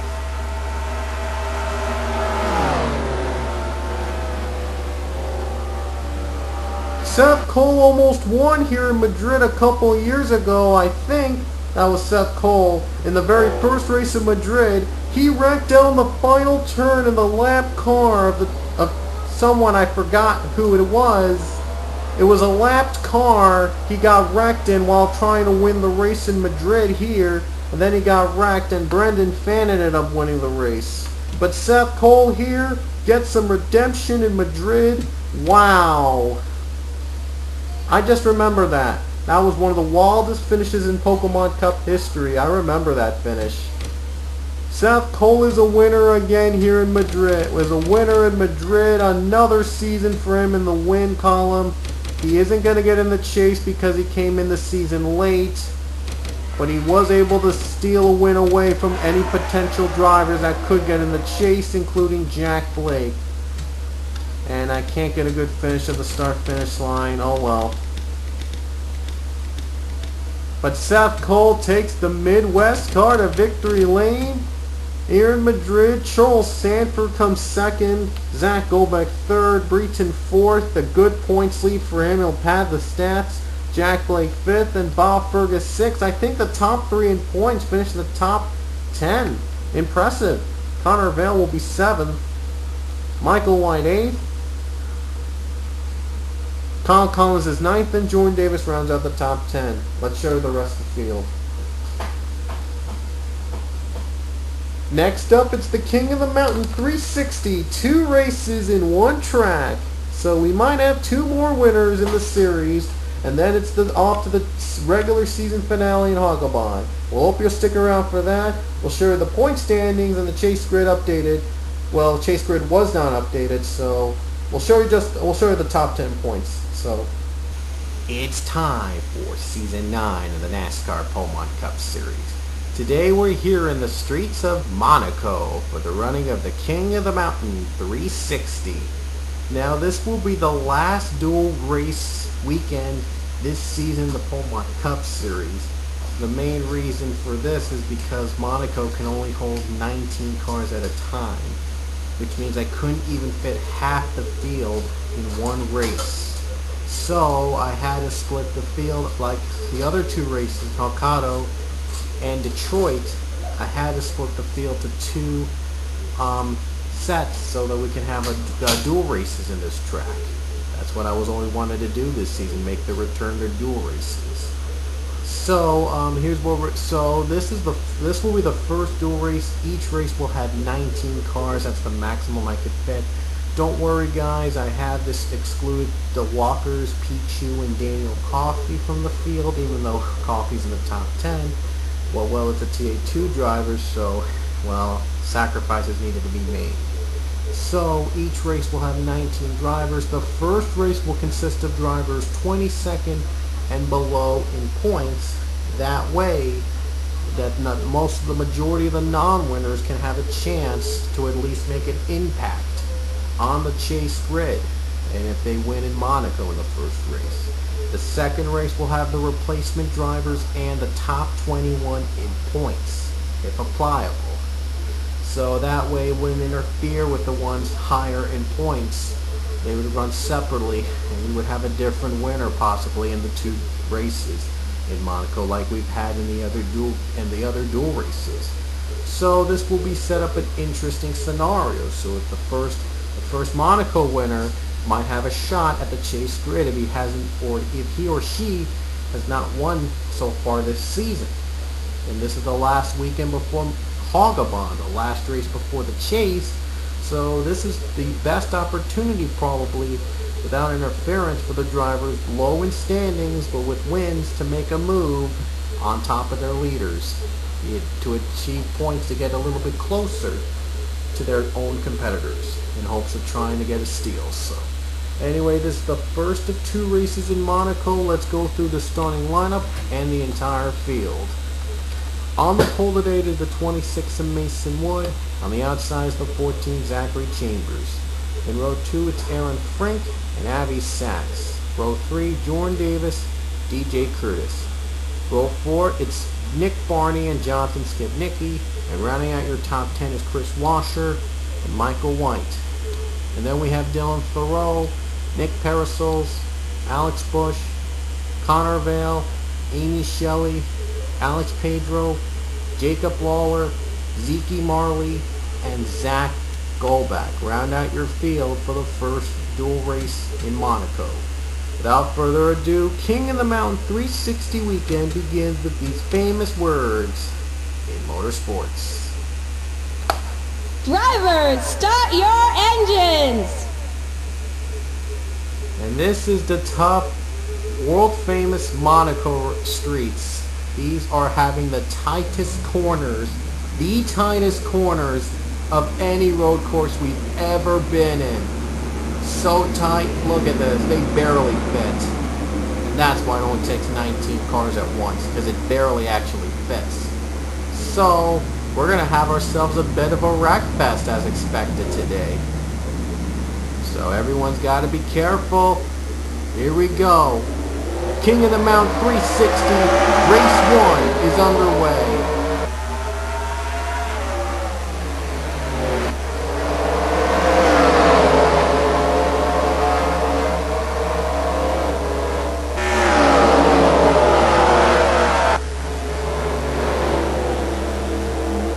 Wood holding on, but remember, these are the tightest corners we've ever been in, so if one mistake here could mess up someone's race, and there's one. Chambers got hit in the wall. Oh, a couple scrapers, a couple drivers held up. Oh boy, this is going to be one long race. Zeke Marley is stuck. Mason Wood in the wall, Sachs in the wall, and the 7 as well. Everyone got a piece. Marley's still stuck on pits. Uh-oh, this can't be good. Tough S-curves to go through. Don't make a mistake here. By the way, oh, Wood is in the wall. There's the caution flag. Frank can't make it. Norton can Sachs. Everyone just gets piled in. The trick is to get lucky. That's the big trick from this course. It's to get lucky. This takes a lot of luck. Everyone hitting the wall. That's the caution flag. Frank will coax to second. Oh man, Monaco is off to a, as expected, unusual start. Let's show you the first caution of the race. Oh, Amy Shelley slowed up. There's Chris Washer. There's everyone spinning. Everyone just gets piled up in at once. Oh boy. Oh boy. Caution though came out for Zeke Marley. She was very slow on the track. Oh wait a minute, it's not for Zeke Marley. Wait a minute. Is it for someone else? No. Must have been for Zeke because, yeah. These are the tightest corners ever. If you make a mistake, you gotta hope that others do so here, so you could save face. Now Alex Bush has given up. Washer, Shelley, Marley on pit road. Man, pit road is extremely close to the line. The closest of any track I've ever seen. Look at that, it's real darn close. I mean, you could just park. You could just go in and park there and set up tires and fuel. It's really tight, so you can't make a mistake. You can just literally just go in and park and put your tires and fuel and go. Instead of having like a pit road speed, just like, I think like, what, 5 miles per hour? Oh man, these corners, not even the caution, during the caution period these guys could avoid the corners. We're going to have ourselves a fun race. We are going to have ourselves one heck of a race. See if Mason Wood can hold on to the damaged cars, because these damages can add up pretty quickly, so we've got to keep in mind that. Are we going to expect to see a twist, or another one of those races where the pole sitter leads every lap to win? It's not going to be easy though. See right there? Wall hit. Not even Mason Wood could avoid that under caution. Not even at caution speed could they avoid it. That's how tricky this course is.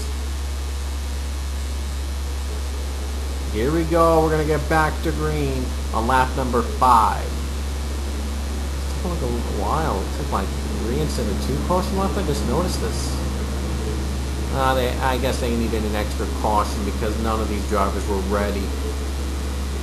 Oh well. But anyway, here comes the S-curves. You gotta be careful. Oh boy. These curves can be tight. I noticed Jordan Davis has trouble getting on the track, trying to get back in his line. Guess he lost a spot in line or something. Okay. Anyway, it's going to be a back to green flag, I think. Oh boy, I think they're not going to be back into green. I don't know if they are. They should be because it's a road course. And I think they are. Well, I just didn't want to really go ahead of the track and go ahead. So yeah, they're going to go back to green. Alright, here we go. Back to the green flag on lap number 5. This takes 3 caution laps instead of 2. Oh man, that wall. It's going to be crazy. Here we go. Back to green.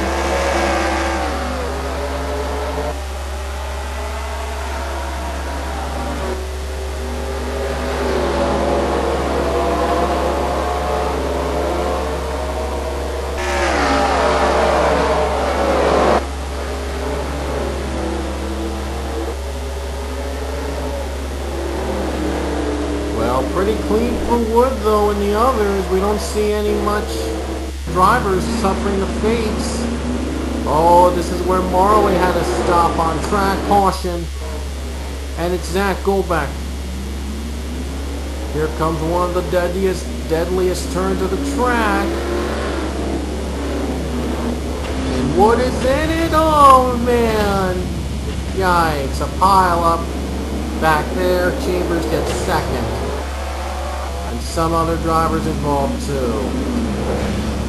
Parasol's made it. Boy, tough track to get out of here, really.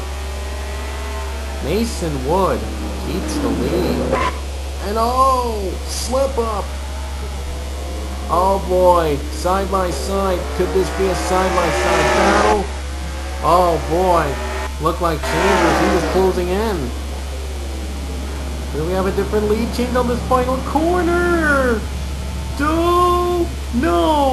Wood hangs on. Wait a minute. Here to the line. Wood. Oh, wow. It looked like we were going to have a lead change. It looked pretty close. I've got to admit, it looked pretty close. It looked like we were going to get a lead change. It looked pretty close. Oh, man. Darn, we didn't get a lead change. Oof.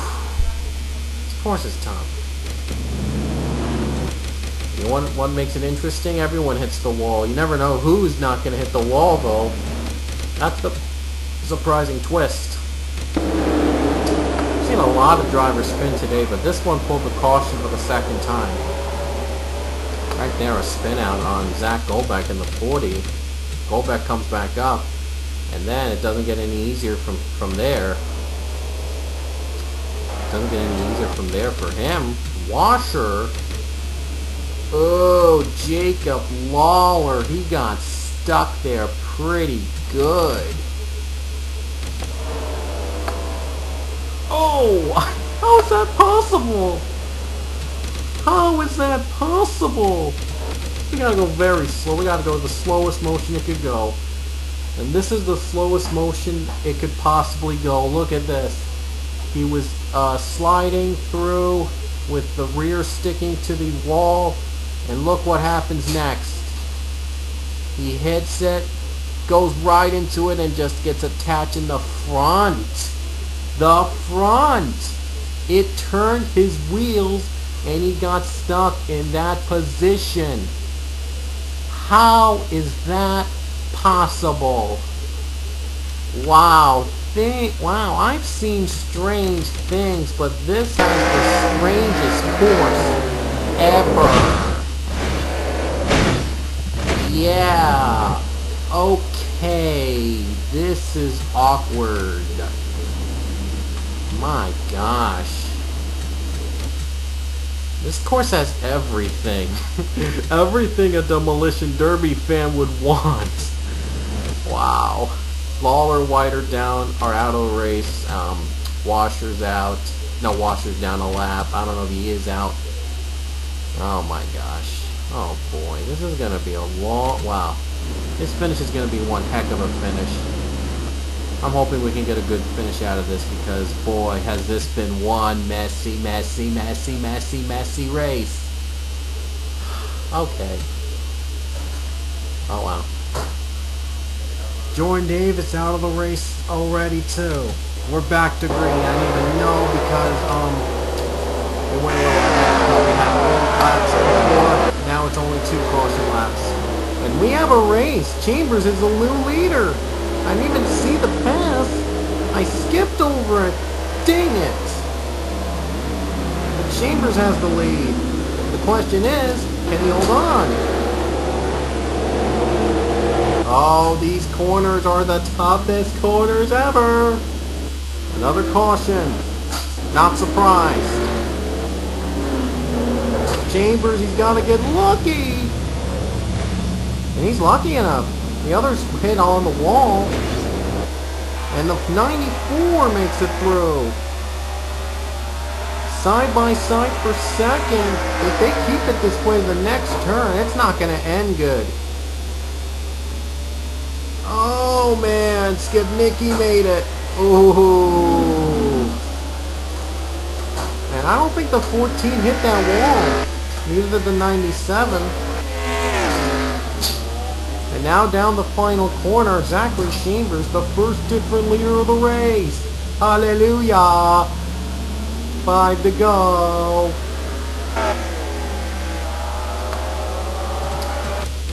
I gotta wonder, what was the exact reason for this caution this time?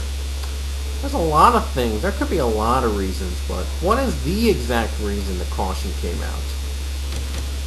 Well, the flagman didn't last long to wave the green. Okay. Reasonable? Get an helicopter view and you see the caution moment. Nick Parasols, Initielli, and Parasols got stuck on the corner. Yeah, he would have caused a logjam there, and I guessed why they pulled out the caution flag. But is there any other wrecks we should know about? Oh gosh, no. What about Aaron Frink? And Frink didn't get... Oh, Frink got out of pit road. Not a factor. Okay.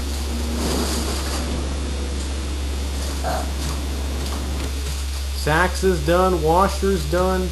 It's going to be down the final 3. I think 3 laps. 2 to 3 laps at best. Here we go. Yeah, we're going to get the final 3 laps here in Monaco, which means it'll be down the final 3 laps. Caution or no caution, this race is going to continue. Here we go. Back to green. 3 to go on the first race. Wait. What the heck? What? Green is out and the pace car is not left. The pace car has not left the track. I have never seen anything like it. Are you kidding? The pace car has not left the track. Everyone's going green. Look at these guys, they're stuck. You have to be in front of the pace car while the race is green. What? And they wave the green flag. I don't understand. We've seen a lot of weird things in Monaco, but this is the strangest by far. So because of that move, Chambers lost the lead. Battle possibly for Skibnicki and Barney. Caution. It's going to end the race there. One of these two is going to probably win the first one in Monaco. Barney hits it. So does Skibnicki. They're going to coax to the line. Chambers in the wall. Side by side. Final corner. Here they come. Barney or Skibnicki? Barney, the wall hits Skibnicki. But Barney's gonna survive and keep the lead with 2 to go. I don't even want to look back at why the caution came out. We're just gonna concentrate on the leaders. But that was controversial. The pace car did not lead. Chambers lost the grip. What just happened? Wow. I gotta look back on this. We have time. Wow. Just wow. Just wow. This is gonna be this is gonna be probably the most controversial Pokemon Cup Series weekend we've ever had. Watch this. Green flag was supposed to come out, but I guess the pace car don't know what he was doing. And he strands them too. Barney just speed up ahead out of everybody else. And what gives? Why did he was allowed to do that? And the others were not allowed to do that. Are you kidding? Wow. This is just an awkward finish. Oh well, we'll have to see what will happen at the end. White flag is out, 1 to go for Nick Barney. Looks like he might be pitting. He's pitting! That's it for him. He's not going to win this race. He's going to pit on the final lap. Question is, will John Skibnicki make it? Nick Barney can't make it, but will John Skibnicki, will he? Curtis retired. Going to be down to the top 10 that survived in Monaco in the first race. Oh, Barney's out. Wow, that was quick. Quick pit stop.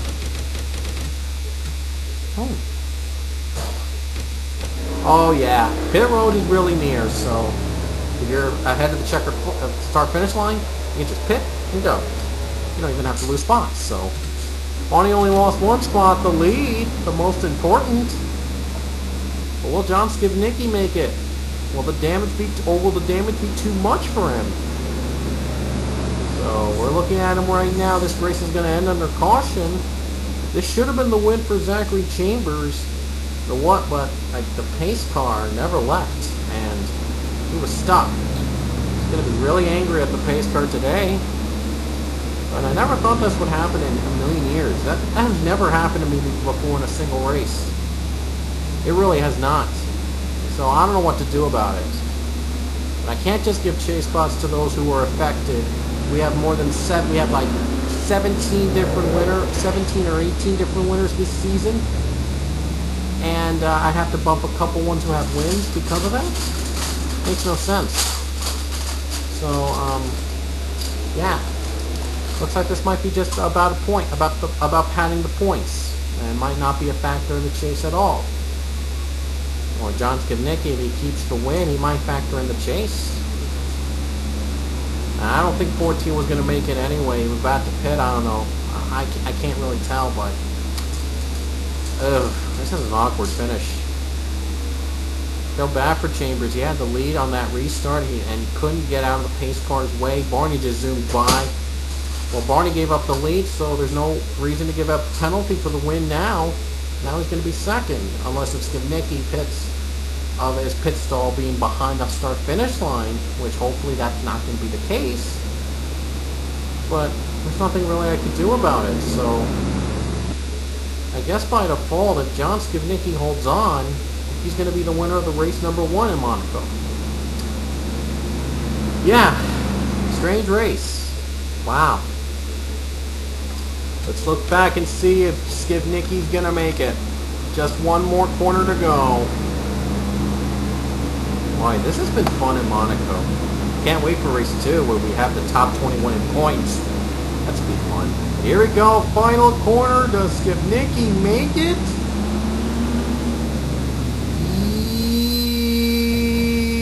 Wait a minute. Is he out of fuel? If they're slowing down, what are they doing?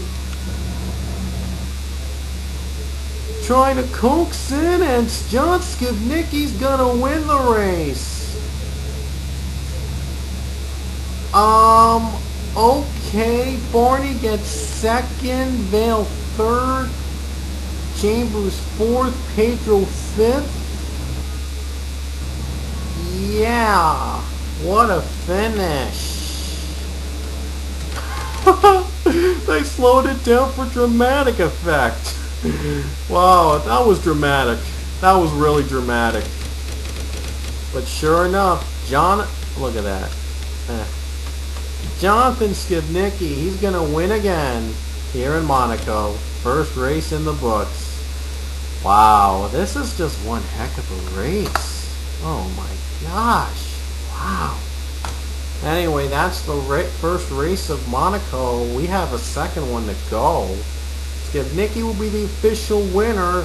Nick Barney will be officially second. Connor Vale will be in the podium.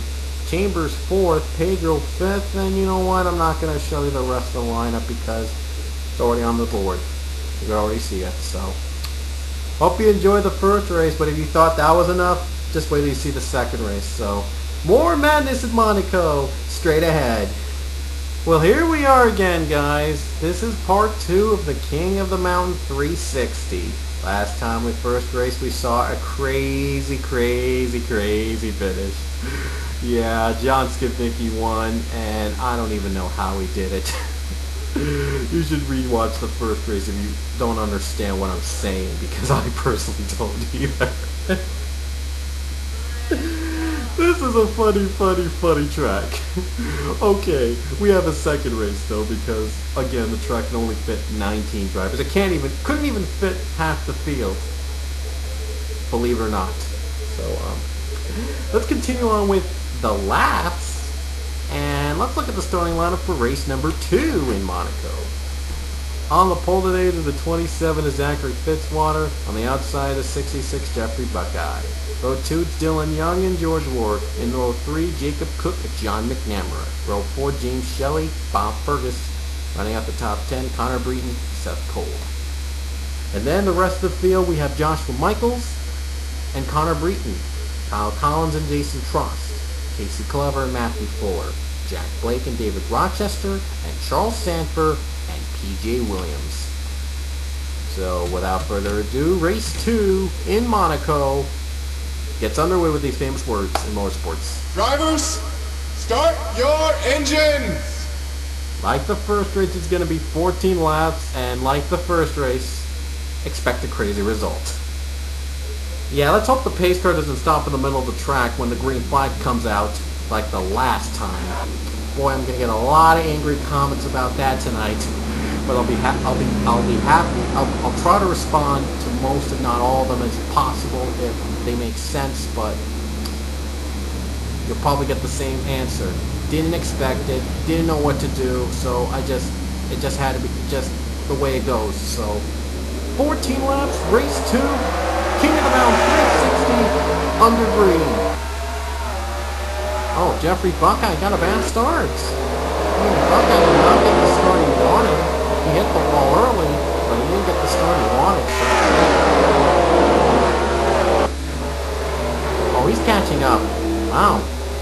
Even though he didn't get the good start, he's actually catching up. We could have a race here. We could have a real race here. Oh, careful. Those walls are deadly. Yep, caution. This is going to be all caution, but all survival when the greens are actually out. Here we go down the corner. Rourke gets in it. Gonna get second. Ooh, Jacob Cook in the contention race. And now Rourke's second. It's all about survival to finish, folks. Had a lead change at the very end at the first race. Could we have it here in the second? So I was surprised. I did not expect that in Monaco. That was the only thing I didn't expect. Oh, Cook is stuck. These two made it through, though. Last turn. Slow down. Oh. And Fitzwater barely gets it out to the lead. Let's go back to see what the exact reason was. I wonder what brought out the caution.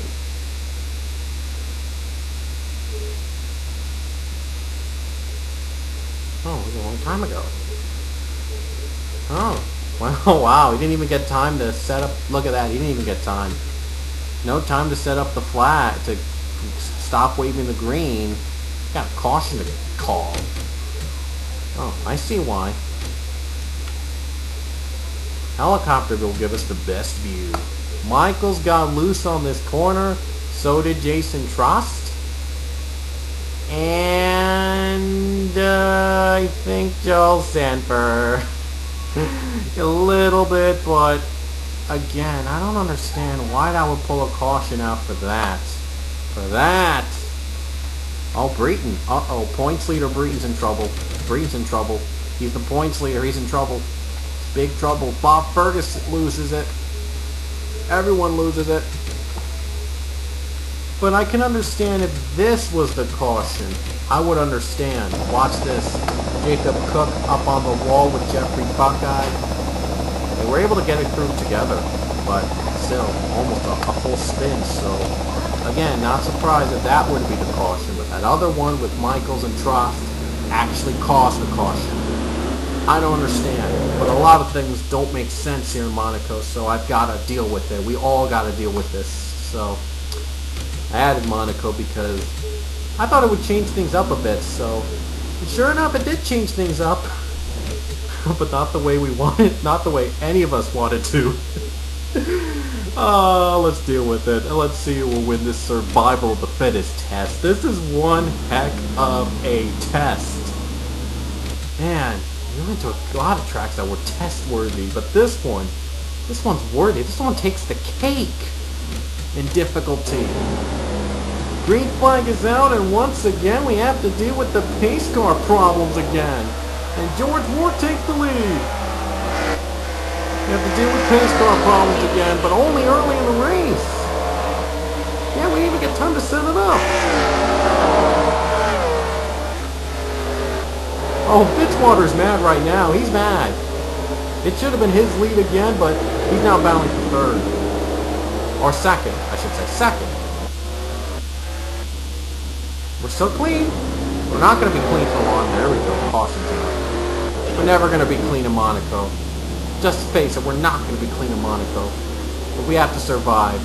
Everyone has got to survive. These caution laps, even them are tough. They both hit the wall. Young's going to stay. Fergus!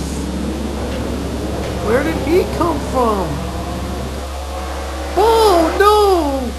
Bob Fergus, they spin. Oh, man. Ugly. Now that is caution worthy. That is caution worthy. Working the wall. Got a comfortable lead though, so we shouldn't even worry. Well, Breeden didn't get on the wall. Here comes the final corner.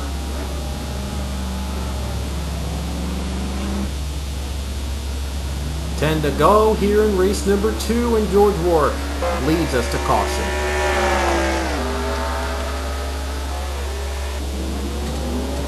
And let's look back at Bob Fergus, because his incident was more caution-worthy than whatever the other one was. So I think we might look back, but first let's look back at Bob Fergus.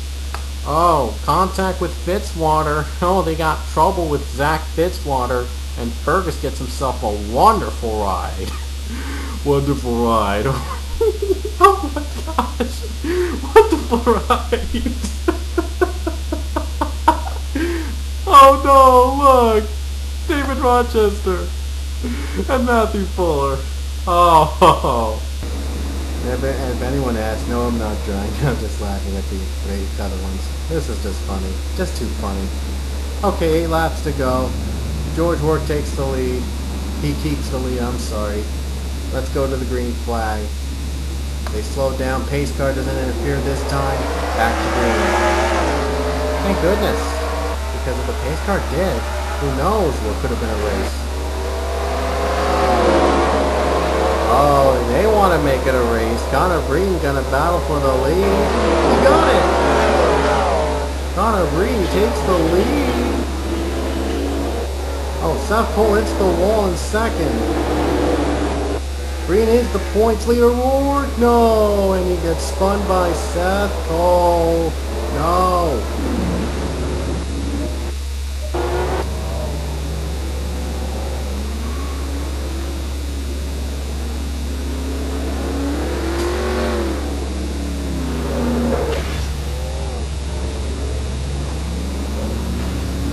the wall there.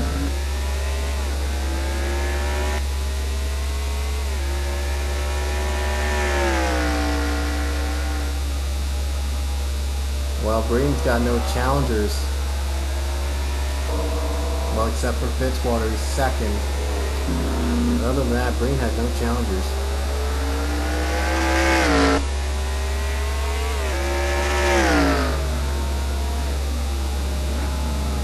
Connor Breeden gonna lead us back to the caution. Wall hits. 7 to go. I got nothing else to say. Oh well. Rochester, Fuller, Buckeye have retired. Plover's down a lap. Oh, PJ and Joshua Michaels have retired. And so is Seth Cole and John McNamara. So we're going to have a lot more retirees than the first race. Interesting? Yeah. James Shelley's retired too. Wow. Clover down a lap. So now it'll be down the top 10 drivers with 5 laps to go. Oh, watch out for the pace car. Oh, yeah. Bob Fergus just zoomed by. Fergus zooms by, takes the lead. Man, this pace car ran. He likes to cause havoc.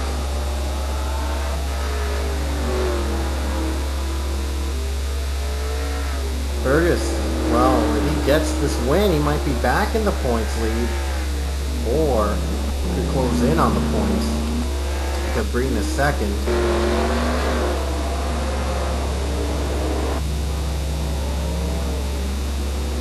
And we're green. What? We're not normally green on this corner. Okay, so all hits. The pace car is still not out of the track. Well, gotta be careful of that pace car because if the caution never pulls out, who knows what could help cause. And now the caution's out.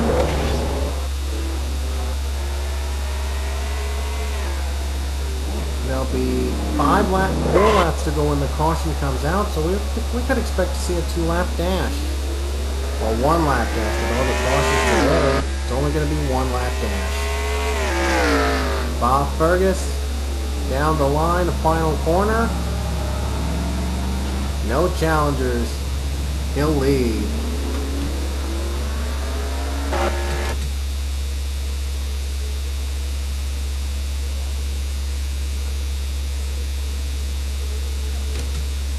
Yellow's out with 2 to go, so it's anybody's race. Who knows?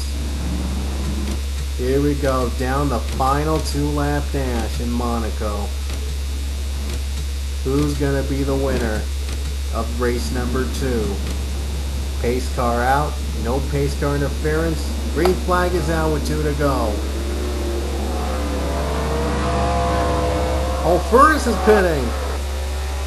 Fergus just went down for the stop, and Cook takes the lead. Yeah, I guess that's why they slowed down.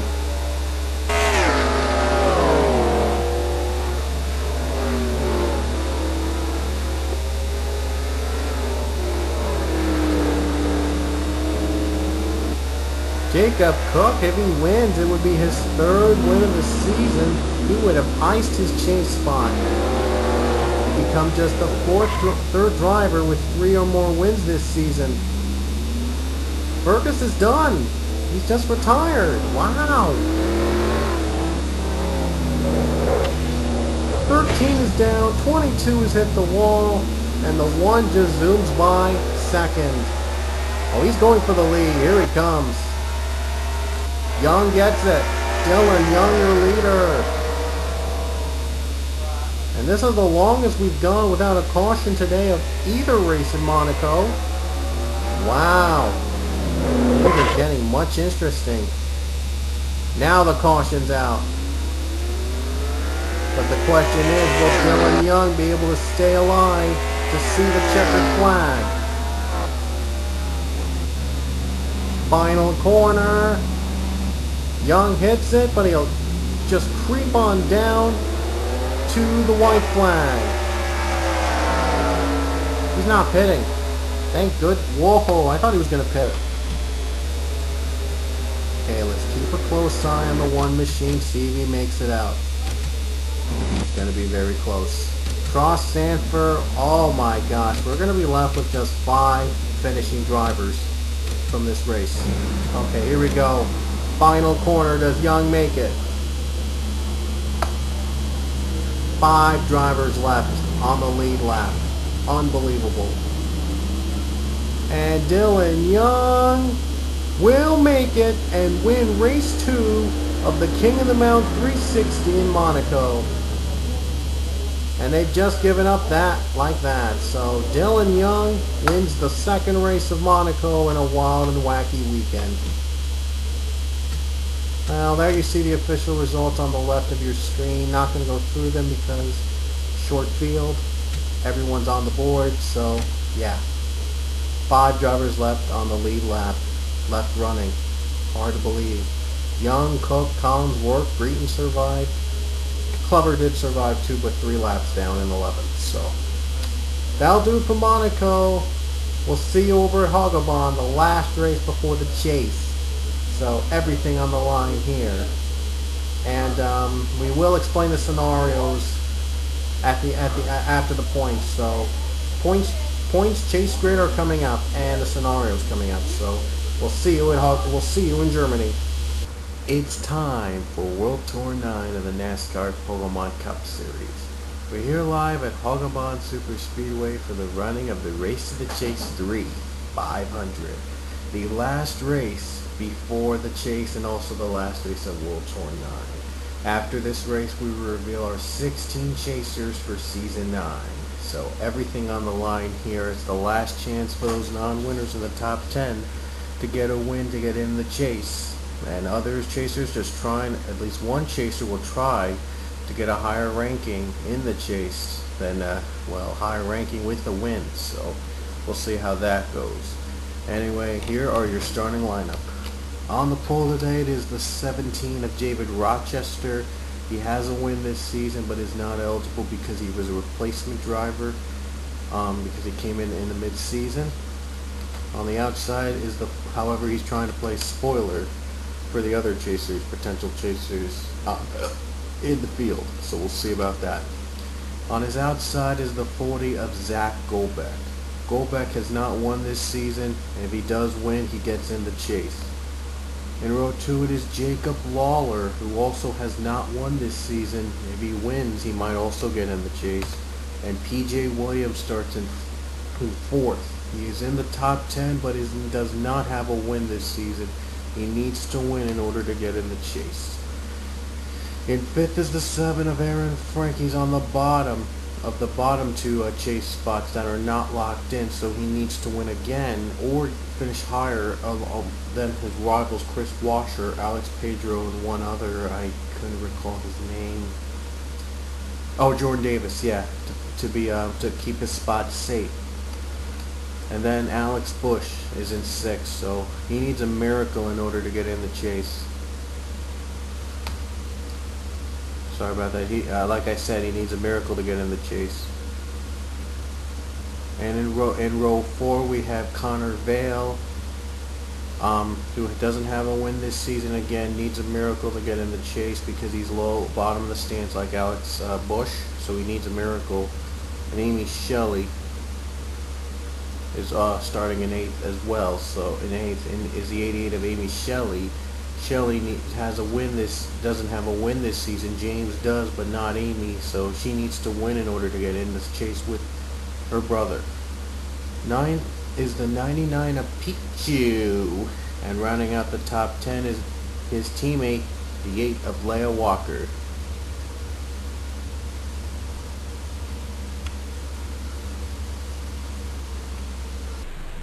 Rounding out the top 10 is the 8 of Leah Walker, who neither of them have a chase spot, so they will try to play spoiler for the others and try to get a chase spot away. Other notables to watch out for: Chris Washer, who is in the outside looking in. He is starting in 18th. Jordan Davis, who has the final chase spot of anybody. He'll be starting in the back of the pack today. He'll be starting in 30th. And Alex Pedro, well, he's starting way back, 36. So a lot of work needs to be done for those drivers to get in the chase. Those are the 4 drivers to look out for. Like I said, those guys are battling for the final 2 chase spots. 14 drivers locked themselves in, but 2 more spots need to be revealed, 15th and 16th, and those 4 are battling it out for the final 2 spots. However, if we have a non-winner win in Hawgabahn, they could take the chase spot away. We have only the 16th spot. They can only battle for the 16th spot. So, without further ado, the race to the chase. It all begins with these famous words in motorsports. Drivers, start your engines.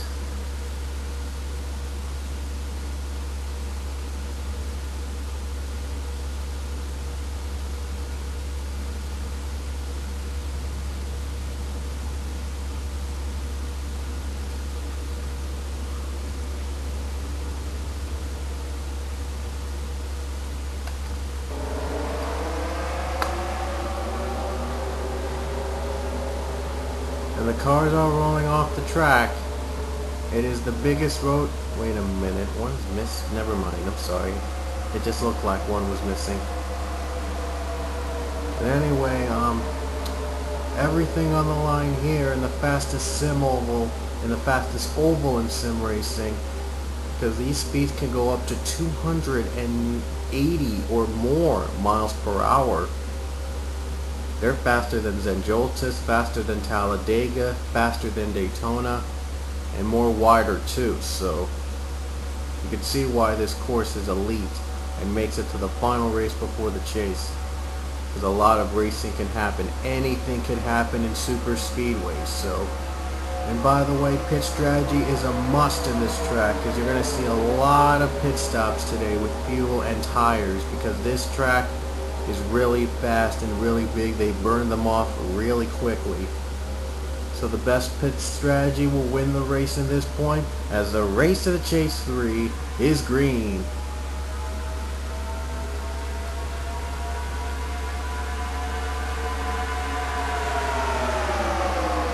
Like I said, David Rochester is a replacement driver. He can't get in the chase even with the win in Mexico, but he could play spoiler for the other potential chasers.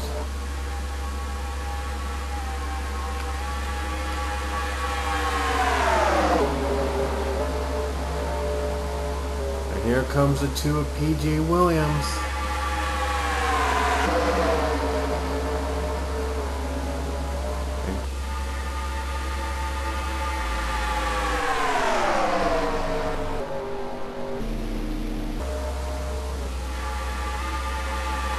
Here comes the 7 of Aaron Frank. Frank trying to get in the chase. Well, he's trying to keep his spot in the chase. He has a win, but he's on the bottom too. Jacob Cook also trying to find a win. No, Jacob Cook has 2 wins this season. He could get a 3rd and be the 2nd in the points. Michael White led to the caution over Seth Cole. I apologize for that, but this track has been crappy and laggy today, and it has never happened to me before, and I don't know why it's happening now, but here's the first caution of the day. We'll try our best to see it. Casey Clover, DJ Curtis, Joshua Michaels, and Jacob Lawler collide together, and Clover actually goes upside down. And Joshua Michaels gets his experience in the PLABT Cup Series with a couple flips. Lawler has it. Well, Lawler doesn't have a win this season. It's unfortunate though that wreck is going to get him out of contention. Michaels was never in contention because he was a replacement driver. DJ Curtis will also be out of contention. He doesn't have a win either. And Casey Clover, he actually is your leader. 4 wins this season. So even with that record, it won't matter because he's already in the chase. He's already assured he'll be the points leader after this race. He'll be the chase leader after this race. It's already assured that. But Clover, let's hope that this doesn't become a trend. for the 77.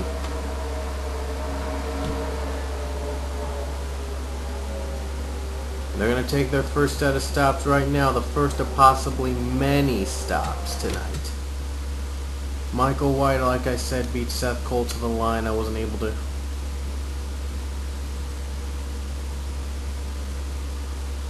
Like I said, I wasn't able to show you the incident because it's laggy, and it still is today.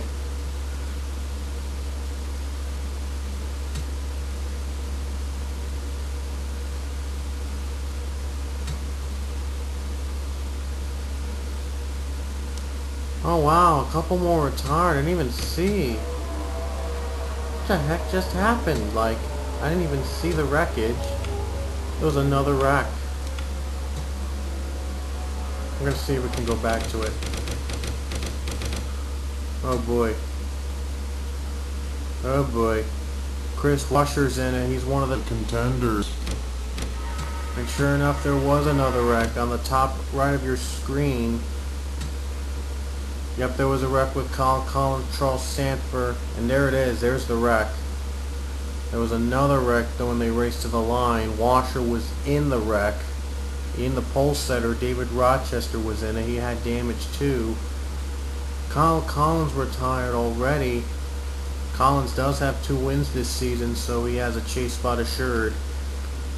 And Charles Sanford has a win this season, but I don't know. That 36th place might be a drop for Stanford. We'll have to see though at the end. Washer was competing for the bottom 2, and it looks like his chances are soiled after that incident. Nick Barney, he has a win this season, I think, so I think he might be in already in the Cup in the chase. And Zach Goldback, a couple damage too. There's Goldback, he survived.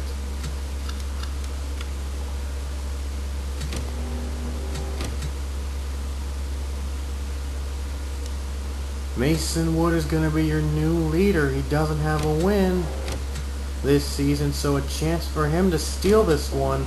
But he's going to have to pit someday, but could be part of a strategy he might be planning. Jason Trost is second. He has a win also. I think he has 2 wins this season, so he's locked in, trying to go for his 3rd win. And the Walkers are in the top 5. Avi Sachs rounds out the top 5.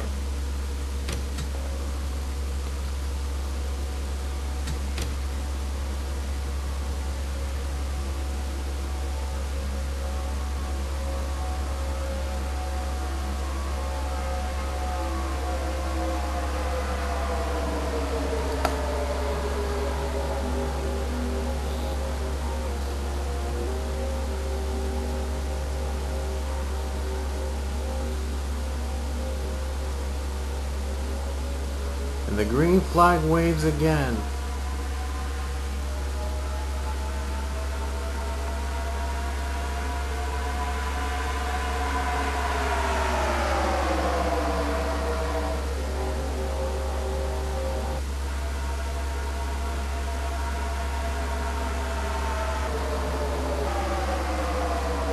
Again, Mason Wood doesn't have a win this season. He's looking to do so here tonight.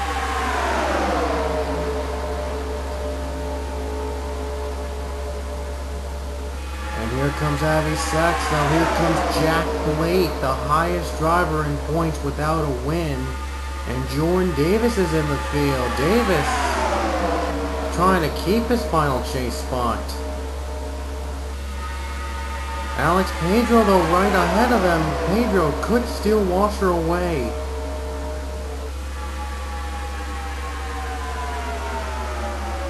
They come towards below 4 wide. Oh no, 5 wide. They could rack. They could rack. Look at that. 3 to 4 wide racing. Anything can happen. They make a sudden movement. They're pretty much done for. Uh-oh. Oh man. Oh man. There they go. There they go. Wow. Zeke Marley's in it. And there's John McNamara, there's Leia Walker, Pichu, Luke, Jordan Davis got damaged. Uh-oh, this can't be good. Oh, man. Frink is in it. Aaron Frink. He's in it, too. He has one of the 2 spots, so it's going to be close. Once again, Michael White.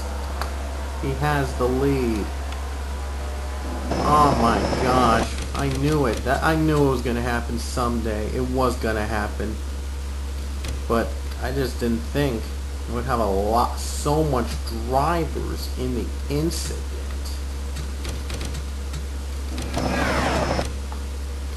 Here it is again. Look at that. It's just too many to name. There's like too many drivers to count. Like, everyone in that field is basically in it. Flipping over, getting wrecked, getting stuffed, getting flipped, getting, well, no flips, but spins and wins. Yeah, I don't even know what I'm saying now, but you get the point. Oh, man.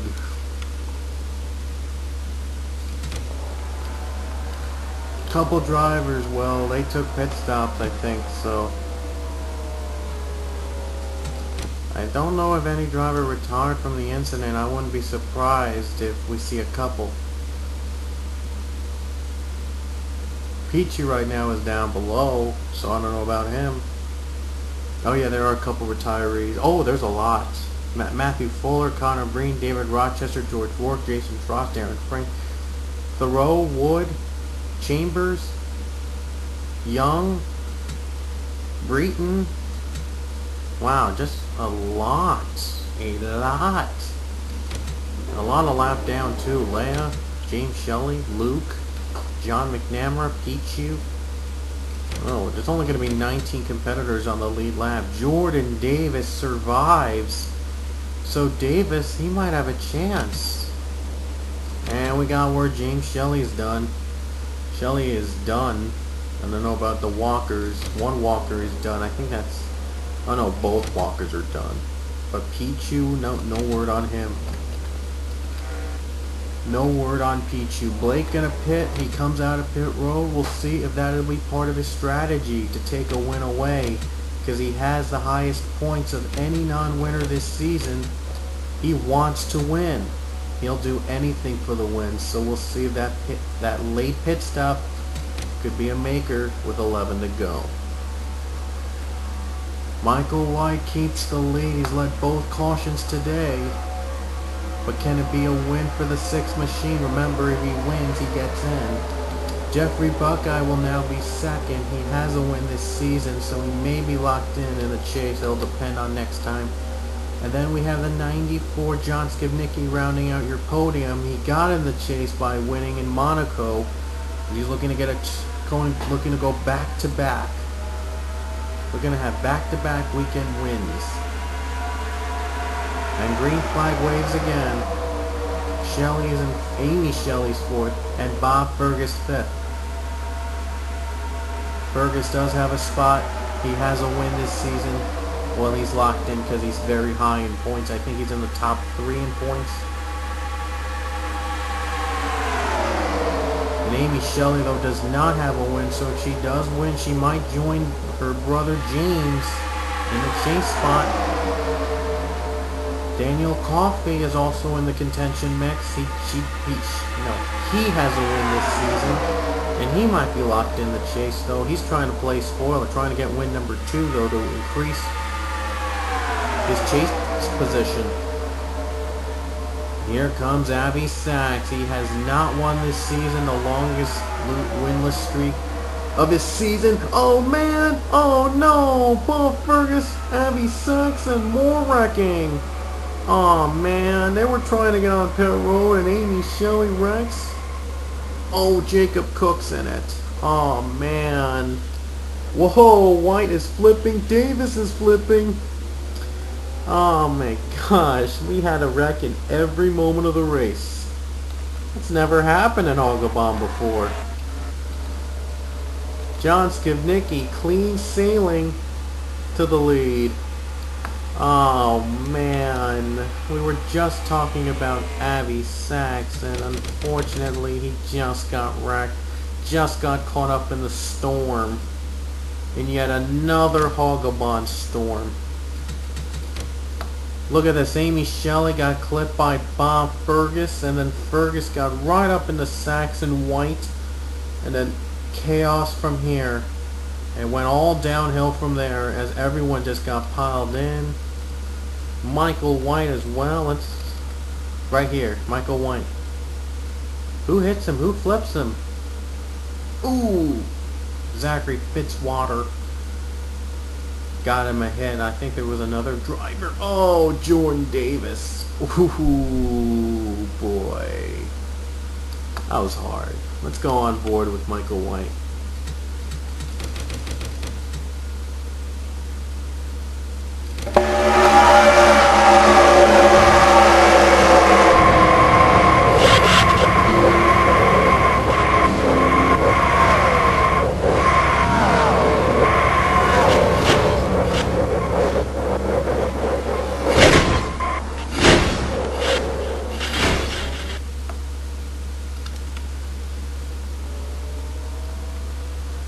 Oh boy, I was just talking about some of these drivers and then the wreckage happened. Wow. Any pit stops, coffee, everyone's gonna take a stop, so hopefully they'll make it out alive. They're hoping that they have enough fuel for the final dash. And I think there's gonna be a couple. Fitzwater, Buckeye, Davis is done. Oh boy. And Cook, Bush, Fitzwater, Sachs, Williams, Shelley, Buckeye, White. Done for the day, so that leaves only the top 10. Only the top 10 survive this incident, or I should say top 9. The top 9 survive and have a chance to win. Daniel Coffey will be your new leader. They took pit stops. Coffey came out first. Fergus is done, so it's down to only 9 competitors to compete for the win and possibly a chase spot on the line. Coffey does have a chase spot. He's looking to get win number 2 and place spoiler. Jack Blake, the survivor, in second. He's the highest in points without a win. He needs, the only way he can get in the chase is by winning. Zeke Marley, same thing, in third, trying to win. Zach Goldbeck rounds in fourth. Also no wins. Vale fifth, Pedro sixth, Skivnicki seventh, Parasil's eighth, Cole ninth, as we're back to green. I don't know if Coffey got a great start. No, he did not. Jack Blake's the leader. Jack Blake's going to compete for Coffey for the lead. Blake, his chase spot on the line is yet he survived every wreck today. But he wants to win. Oh, but so does Nick Parasil. Look at him. He's hard charging. He's now up to fourth. Connor Vale is up to third. These guys have a chance. John Skivnicki runs fifth. He led to the caution. Still side by side between Coffey and Jack Blake. And I don't see if we can see a wreck anytime soon because we have only 9 left unless, well, someone gets a little over aggressive. And dropping out of view is Pedro, but Pedro with the top 10, he might get the one of the final 2 chase spots competing. Unless, though, if Jack Blake wins, then he'll be down to possibly 16th, or he might not even have enough. We'll just have to see.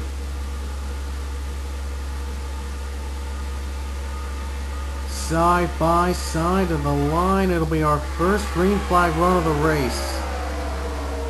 Jack Blake took the lead. Daniel, though, not giving up. 5 to go. And Blake finally clears Daniel Coffey. John Skivnicki, though, up to third. Skivnicki trying to get his second win this season, trying to spoil Jack Blake's chance of chase. He won one of the 2 weekends in Monaco last time. He's looking to go back to back. Last time someone has done that was a couple seasons ago. I don't even remember who was the last driver to go back to back in the Pullman Cup Series. And Nick Parasol's running in 4th. Wouldn't it be wonderful if Parasol's got the chase spot with the win? Here comes Skavnicki. Skavnicki makes it through. Jack Blake. And here comes Coffey. And now Parasols is pitting. Parasols and Goldbeck are pitting. We'll see if that'll be part of their strategy for later. These guys gotta save fuel. We'll see if this fuel is enough for them. Because there are many pit stops today. 4 laps to go for John Skavnicki. Does he have enough to make it to the line?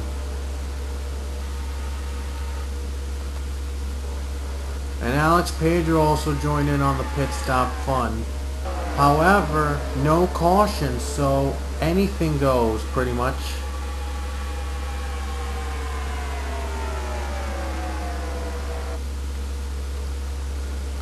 I think Goldbeck might be out first. He is out first. Goldbeck comes out first. Then comes Parasols, and then comes the 42. Oh wait, no, Goldbeck never pitted. Oh wait, Goldbeck never pitted until now, and Parasols zooms off. Wow. Jack Blake, though, takes the lead, but does they have enough fuel? Let's see if they're going to go for it. Not Jack Blake. He's going to play it safe and take the pit stop. These guys are going to battle it out for the win. Daniel Coffey and John Skavnicki.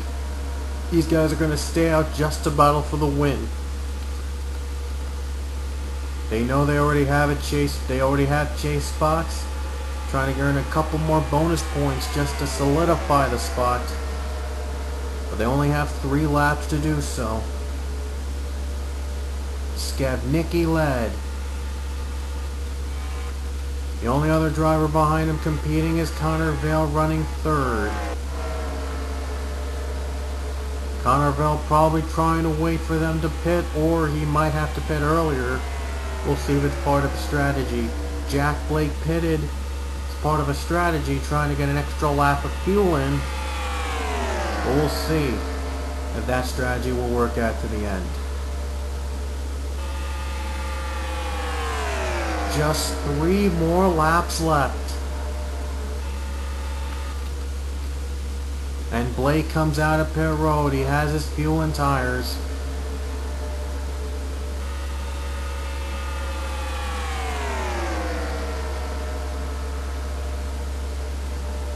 Here they come to pit road. Will any of them take the risk?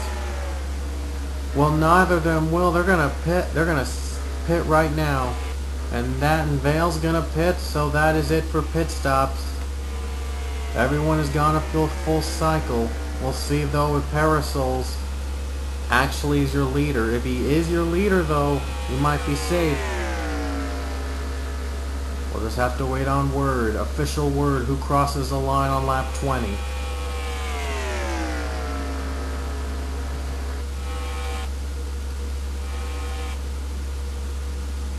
Coffey on pit road right now. Skavnicki already. He's in his stall. Coffey made it to his stall. And Connor Vale trying to drive to his stall.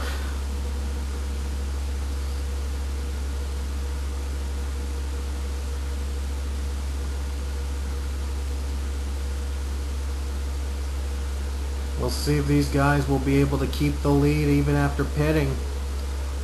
Because that could also be a benefit of pitting late. Coffey's out first. Skavnicki's out second.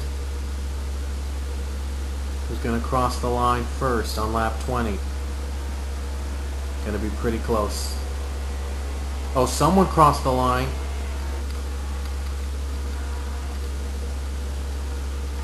And here's Parasol's crossing the line. He is ruled in 5th right now. He's got to make up some ground in order to get the lead. We'll see if this is a race, a battle for the lead. The 11 is ahead. He's got full speed, so the 11 is the leader. Oh boy. Made it through. 2nd. But Daniel Coffey is going to keep the lead. Dan Coffey keeps the lead after pit stops. A wonderful strategy for him. Jack Blake now in 2nd. All he could do now is play catch up. And Parasols runs 5th. It's not enough for him to gain ground. These guys are full till the end.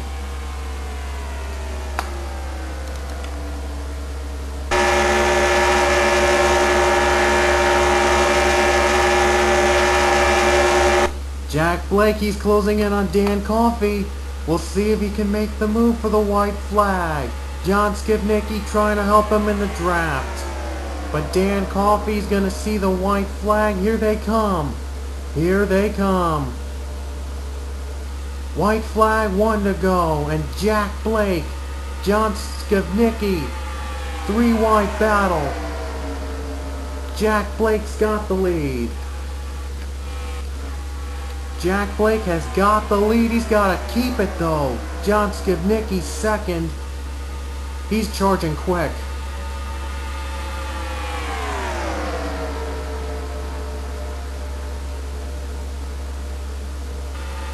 Looks like Connor Vale and Parasols will not get in the chase, but Jack Blake trying to get in. The final spot on the line. Still a long way to go, and they might be halfway through. But John Skivnicki trying to end his chances of chase. Going down pit road. I don't think anyone's going to take it. Nope. It's going to be down the final line. Here comes Skivnicki. Down below on the bottom. He's got it away from Blake. Blake trying to hold on to his desperate. On the high side, Blake's holding on. He's got a faster line. And he'll get it away from Skivnicki. And off the final corner, Jack Blake, highest in the points without a win. He finally gets a win in Hawgabahn. And he'll get the final chase spot in Season 9. Jack Blake, what a hard charge to the front. Wow. He held off John Skivnicki and Dan Coffey to the line. And he'll get the final chase spot. The highest in points without a chase spot. He finally has one now. And at the very last race too. What a way to get his first win of his career. Wow. First career win for Jack Blake. And his first chase for him. He's going to get in with that one win. So we'll update you on the points after this, but here's the rest of the finishing order. Blake, Coffey, and Skivnicki. Parasol's a great effort in 4th. He pitted earliest than any other, but he had a slower car, so he wasn't able to catch up to the others in time. Connor Vale also 5th. A great effort for him. He tried his best, though. Alex Pedro in 6th. He might be the 16th and final chase spot owner with that kind of finish. Seth Cole 7th. Zeke Marley 8th, Zach Golback 9th, and Bob Fergus rounds out the top 10, the first driver to retire, the latest driver to retire in this entire field. Boy, was it a tough race for many of our drivers today. It was a lot tougher than previous years. But Jack Blake survives the night, gets the final chase spot, and he'll be celebrating in victory lane. He knows that he is in the chase now. So the updated points coming up, and we will reveal the chase grid for Season 9. So here we go. Alrighty guys, here's your point standings unedited after Hawgabahn. I have not edited the chase yet, but I will. after this so we can set up our chase grid. So anyway, here's your unedited points. Bob Fergus would have the points lead by 2 points over Jack Blake, despite Jack Blake winning. Wow, and despite having him 2 top 5s more than Fergus, but Fergus completed more laps than Blake, so I guess that was the difference maker there. Connor Breton would be down to 3 points behind the lead in 3rd place. However, all 3 of them will be in the chase grid. Like I said, Blake didn't win prior to Hawgabahn, and so he gets in the chase with the win at the last moment. So it avoided what could have been a disastrous year. Despite having great finishes, just no wins. That would have been the case, but he saves that. Anyway, PJ Williams, 4th in the points, will not get in the chase because he doesn't have a win. It's a tough day for a tough break for him. He was running really well in points. He is close to getting a win this season. We'll see if he does do so in that case. And George Rourke in 10th, the other driver that did not get in because no wins, because of lacking a win. He's 10th in the points but doesn't have a win, so he will not be in the chase as well. And Sean Chummer ignored the 6th spot. It shouldn't even be him in the 6th spot because Seth Cole, I replaced him with Seth Cole in the mid-season, so he is not in the chase because he lost. That week went to Seth Cole Madrid and not eligible to be in because he's a replacement driver, and Chummer lost his ride, so Chummer is not going to be in the chase, just to clarify. Dan Coffey, 11th, and Skevnicki will also see him in the chase along with Cook, Clover, Buckeye, and Sanford. Clover will be your leader in the chase in the first time with those 4 wins, the only driver with 3 or more wins this season so far. That's been a great season for him, but we'll see if it can follow up in the chase. Dylan Young will be seeing him in the chase as well, a 2-time winner. Fuller, unfortunately, does not win this season. He's out. Fitzwater, a 1-time winner. He's in the chase. Collins is in. James Shelley's in. Jason Trost is in. John McNamara's in. And the others in between, Shelley, Parasol, Sachs, came up just short. They would have been the last drivers to eclipse the others, Pedro and Davis, for the chase spot to win. So Alex Pedro, well, 23rd, he will be your final driver to get in the chase. He owns the 16th and final spot. He knocked out Jordan Davis on the last day of the race. On the last day, so because Blake had the win, only 1 of the 4 mentioned earlier, Pedro, Davis, Frink, and Washer, could get in the chase because of the win by Blake. So Pedro has the final spot. He will move on to the chase. Jordan Davis, despite 1 win this season, does not get in the chase, of low standing. He's lower than the rest of the field. Frank didn't get in either. He wasn't even close. And Ian Dutta didn't get in because he lost his ride earlier this season, unfortunately. And so did David Rochester. They lost their ride. David Rochester came in mid-season to replace Dutta, so he's not in either. Chris Washer isn't in despite that 1 win in NJMP. That was his only top 5 this season, though, so far. So not even close, unfortunately. Alex Bush, by the way, is the only active driver, and so is Luke Walker, not to have a top 5 this season. Pretty tough rookie road for him. And by the way, Clover has led most laps than anybody, 45 laps so far. We'll have all those percentage and stats at the end of the season. So anyway, your chase grid is revealed. We'll set it up for you, and we'll reset the points to 2,000. Let's do 1,000 or 2,000, either one, whatever I go with, whatever is the farthest. So anyway, we'll set it up to 1,000. That's what we'll set it up to, and then we'll have 5 points for every driver that has a win this season. There'll be 5 points for every win. Each driver will receive a 5-point bonus for every win they've earned this season. So that'll set it up. We will not have any more bonuses after that, unless if one of the chasers wins during the round, then they'll get an extra point bonus for that win, for that couple extra wins if they earn any during the chase round.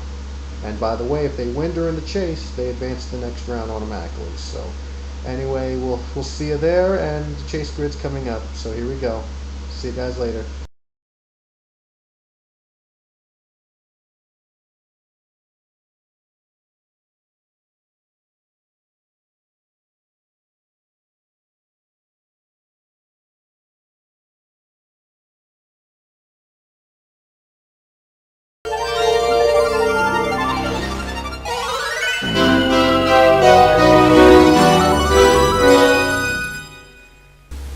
It's time for All-Star Weekend of Season 9 of the NASCAR Pokemon Cup Series.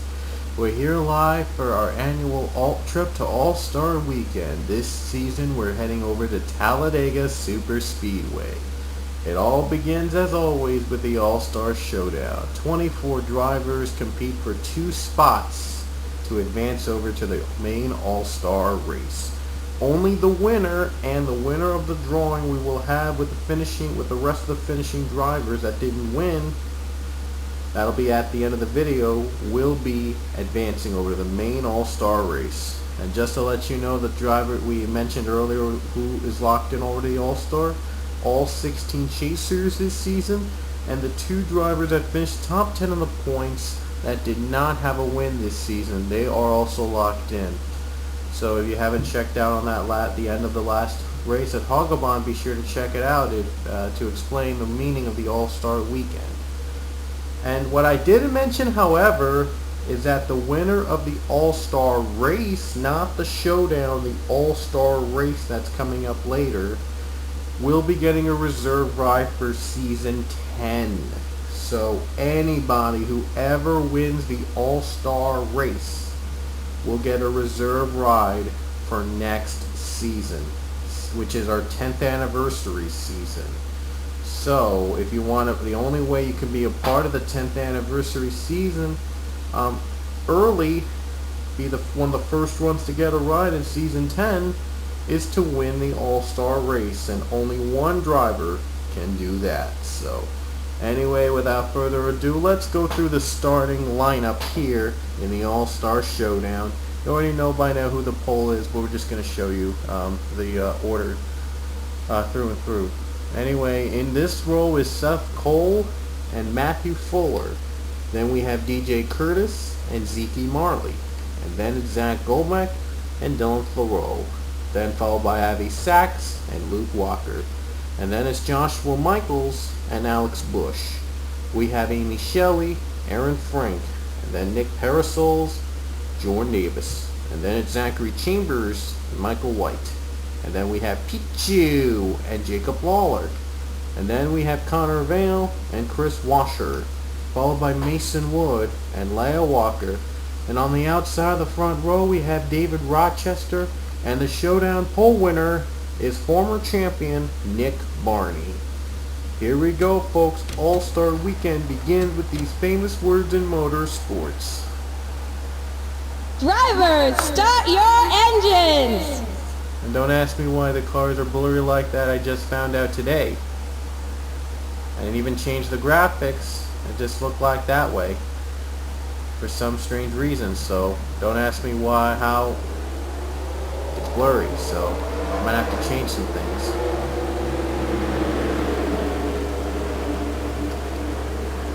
Yeah, I'm not sure why it's blurry. Hold on a sec.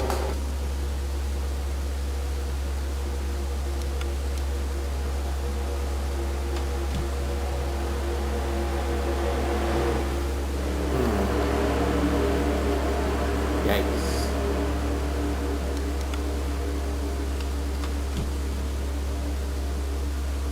Okay, apparently I tried changing the sliders up, and guess what? The cars are going to be blurry like that. I set it up to high and a medium, and well, it's still blurry. It's like it's put on low. Oh man. Oh well. Anyway, still the same cars, still 19 laps of racing we have today, so let's enjoy the race as it is. I apologize for the blurriness of the cars. Green flag is out in the All-Star Showdown.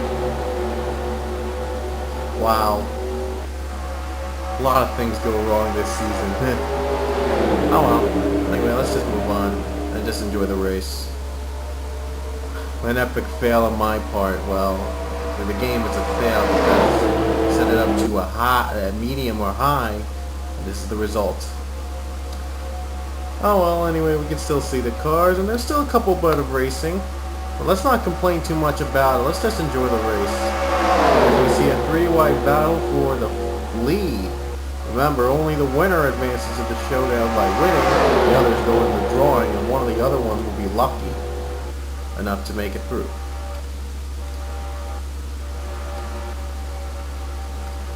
So in the battle of, let's call them brick cars, the first lap is going to go to Chris Washer.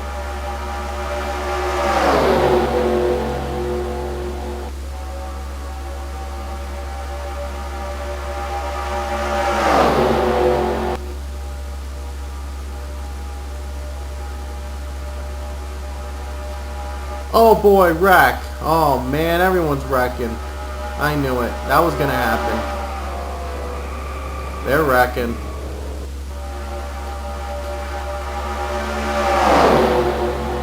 Oh boy, four wide battle. Let's hope there's another. No, there's another one. Wow.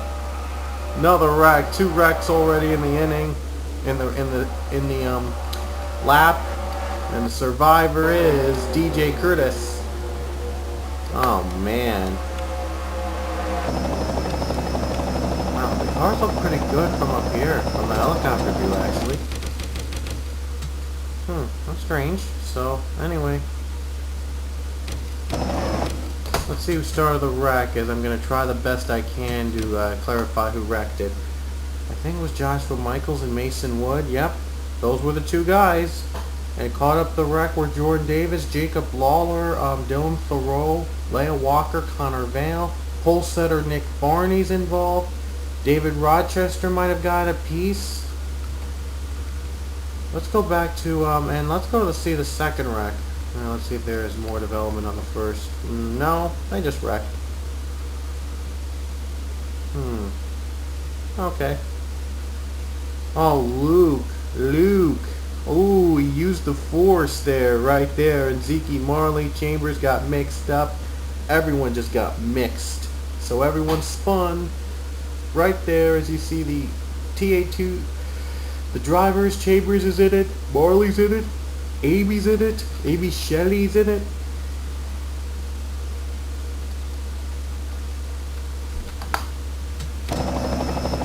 Yeah, so we have 2 wrecks today. Let's see if it affects most of our the drivers. So far, no retirees yet, but Luke Walker on payroll for a bit. He's going to be down a lap.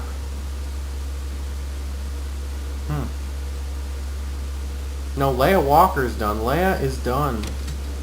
So the 2 Walkers not doing great in the All-Star race, but that's good news for you guys, so you don't have to worry about TA2 Racing winning the race and having to go to the 2nd place position, having the next highest finisher get the chase spot. No, not the chase spot, I should say. The show All-Star spot. So Luke and Leah, bottom 2, they're retired today, so at least Peach is still running.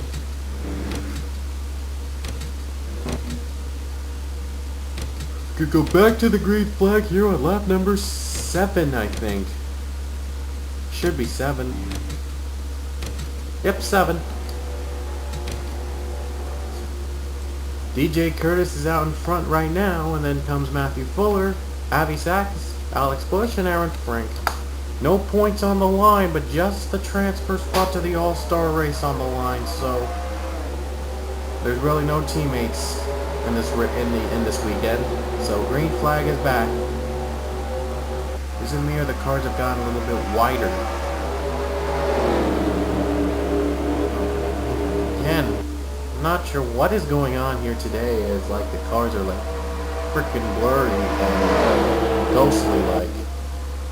Ooh, so yeah, I don't know why, but anyway.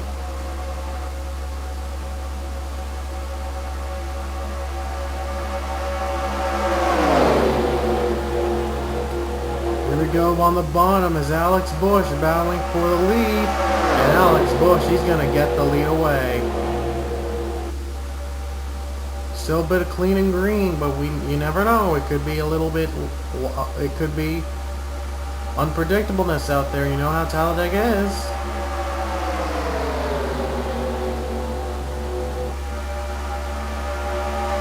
Last year's All-Star Showdown, it was a dead heat with Amy Shelley and I think Connor Vale. They were tied at dead heat. It was like neck and neck, and it was like pretty much a tie in last season's All-Star Showdown at Zombie Spaceport. Will we have the same result Talladega today? Oh boy, Pichu and Jordan Davis mixed up.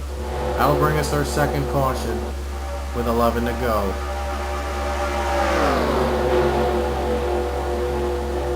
At least the race has gone by a little bit quick because of the cautions. But Alex Bush, though, he's going to hang on to everybody else. Lead to the caution flag. Let's look back at Pichu. It was obviously not a good day for TA2 drivers. They might have all three in the bottom three if Pichu retires from this incident. We're going to have to get a view from the helicopter. Oh, it was Jordan Davis. He spun out Connor Vale, got right up on the track, hits right in the 99 of Pichu, and then Davis just took him out along with him. I guess he was angry that he lost that final chase spot in the last minute, that he let out his anger on Connor Vale. Now, tough break for Davis. He had the final spot heading to Hawgabahn, but then Jack Blake won the race, and that knocked him out of the chase. So he's not going to go to the All-Star unless, though, he wins the drawing somehow, some way. Let's see who's retiring first, Pichu or Jordan Davis. Oh, a couple drivers pitting. Could be part of a strategy. Joshua Michaels is pitting, Dylan Thoreau, Zachary Chambers, and the others in the back. Alex Bush, though, going to stay out for a couple more laps. Maybe make it on just one fuel. Oh no, Connor Vale, he's done. Connor Vale has just retired as well, and there it goes. All three TA2 drivers today finished in the bottom three of the showdown. I don't think that has ever happened before in any kind of race ever, that had all three TA2 drivers retire in the first three positions. Wow, tough weekend for them. So at least you don't have to worry about them competing for the showdown spots. It's all going to be fair from now on, from here on out. Well, Daniel Coffey is in the showdown, but not really a TA2 driver, but just a personal friend of mine. But unless if you can count that. They're pitting, so Bush is pitting a little late, but Aaron Frank is going to take the lead. What a twist. What a twist. It's like there's like about a twist in every turn. That's so unusual. Wow, strange things happening. Frank and Curtis pit, and that's going to give the lead to Joshua Michaels. Like a couple drivers pit on every caution lap. I do not understand how that works.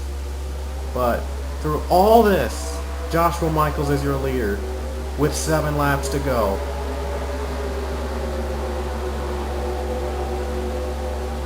Joshua Michaels, he came in as a replacement this season for Kyle Thomas. And if he wins the showdown, he'd be probably one of the biggest upsets ever in Pullman Cup history.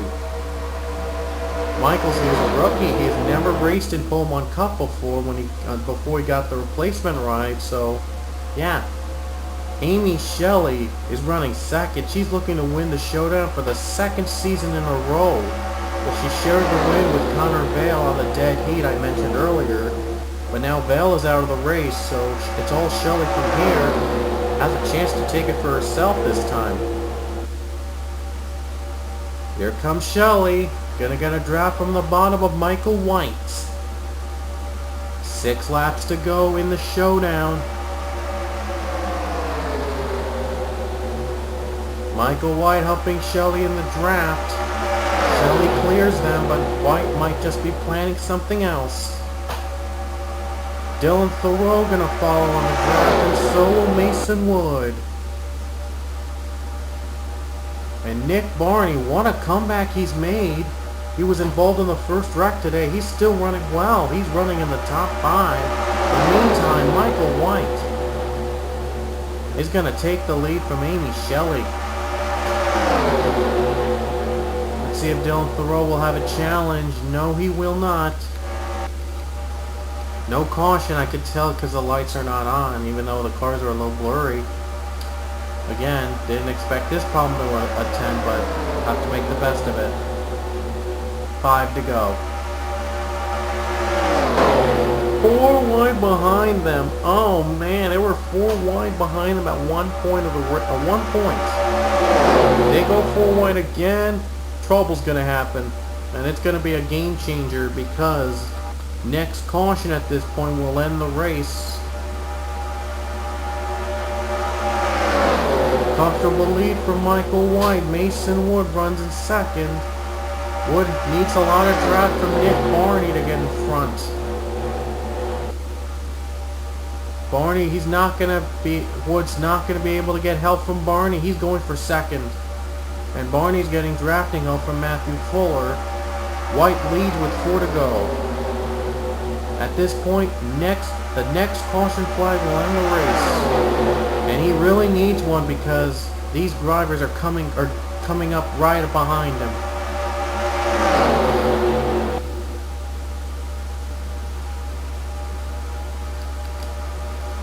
Matthew Fuller, here he comes, gonna take the lead away from Michael White. And he does. Fuller takes the lead away, but Alex Busch right behind him. Zach Goldbeck runs in third. Here comes Busch. Here comes Alex Busch. There'll be 3 to go in Talladega. And Busch led the lap. But Goldbeck looking on the bottom. Here he comes and block. Busch with the block. What a block by the 12 machine, preventing the 40 from getting from getting draft to the front, from overtaking. So a great block for the 12, saves him from at least a lap or 2.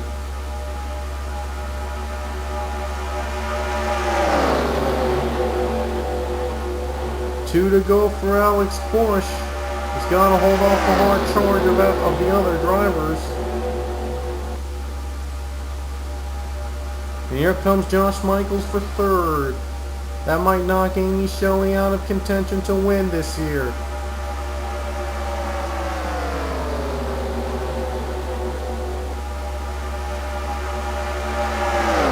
Two to go.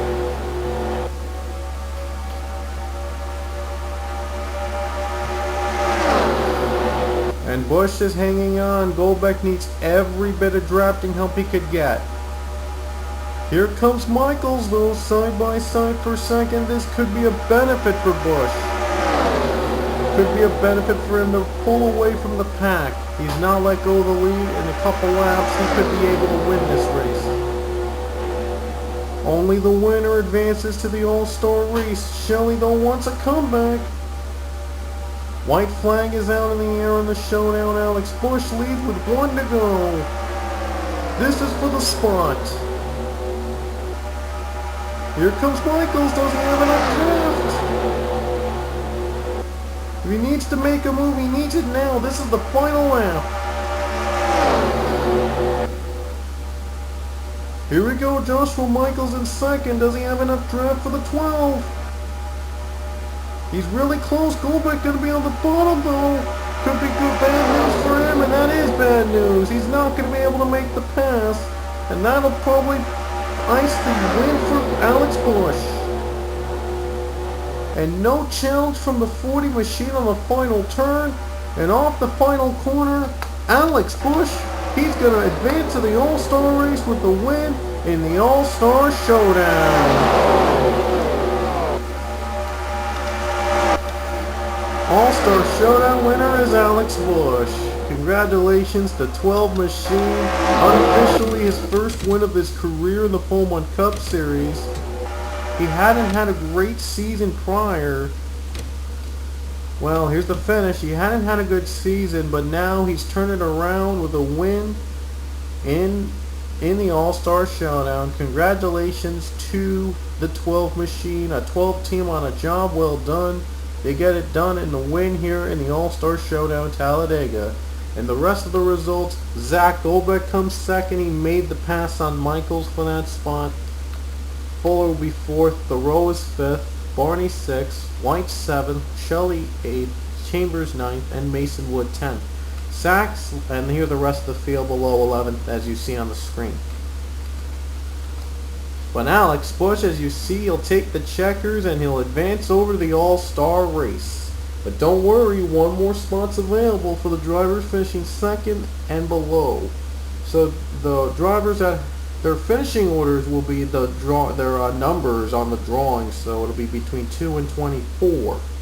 So whoever finishing position pops up at the generator, that driver who finished in that position will get the final spot in the All-Star race. So here we go on to the draw.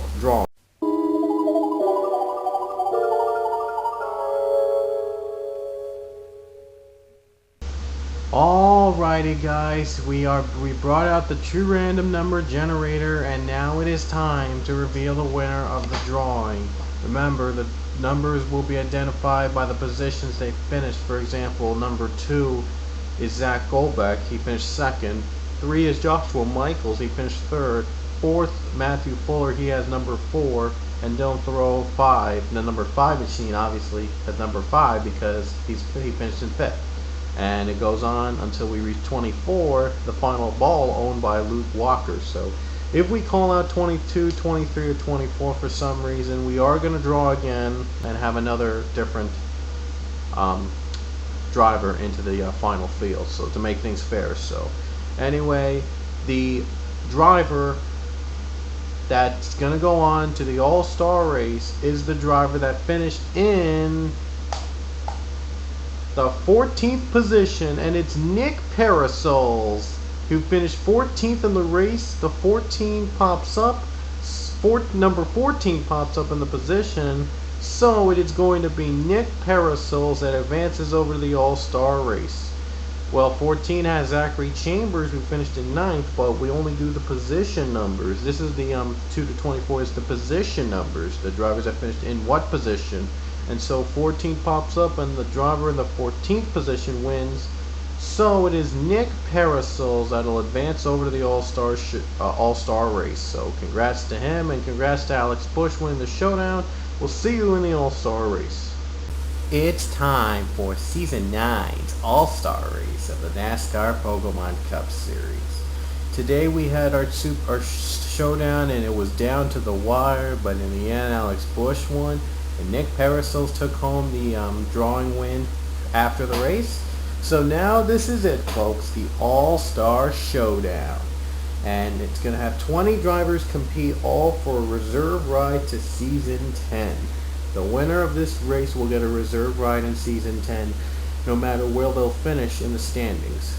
Even with the drivers behind them, the non-chaser that are in this race, they could still win and get a reserve ride next season. So a lot is at stake here tonight, except for no points. No points will be at stake, only winning and a Season 10 reserve ride. So that's all going to be at stake here in the Hawgabahn Cup's All-Star race from Talladega Super Speedway.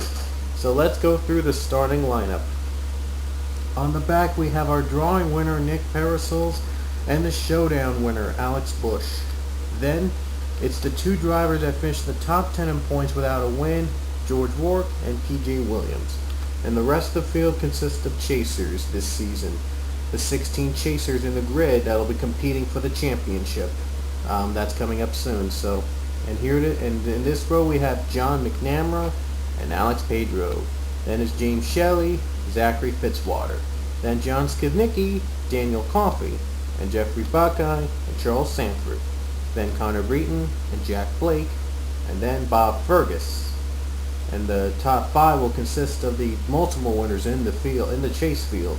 Dylan Young is a 2-time winner, and so is Kyle Collins, Jacob Cook, and the outside front row starter Jason Trost. On your poll for the All-Star race this season, the 4-time winner in the chase, Casey Kleber. And now, without further ado, All-Star race festivities begin with these famous words in motorsports. Drivers, start your engines! Again, you notice these cars are a bit ghostly like. I don't know what it is. It's this track or something. I don't know how I could fix that. Even with setting car up to high. Even with setting up the car settings up to high, it's still like that. So we're gonna race with ghost cars this All-Star race. Ooh, these are anything but ghosts. Hey, bait and bang all the way to the end. So Here we go, 29 laps here at Talladega Super Speedway. It's going to be a survival of the fittest race. We've had a couple cautions last time in the showdown. We could expect to see a couple more today. Here we go, pace car coming out. All's at stake in this race is a Season 10 reserve ride for the 10th anniversary season in the NASCAR Pole Cup Series. All these drivers want to be a part of history. We'll see which one does get first. We'll see who gets it first. Green flag is out in the All-Star race.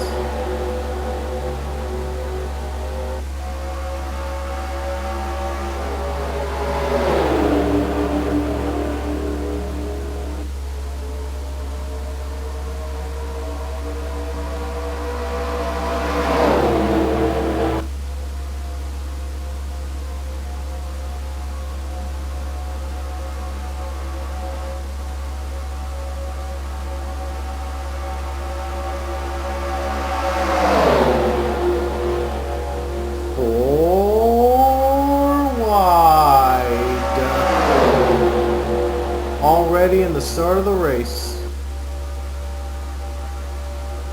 Who's going to lead lap number 1? It's going to be Casey Clover among the pack of other drivers. Again, 4 wide. If this gets ugly, oh boy.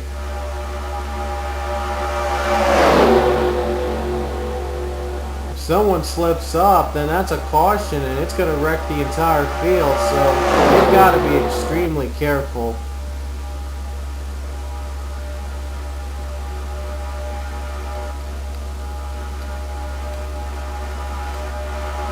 Clover pulling away from the pack thanks to the 4-wide racing today.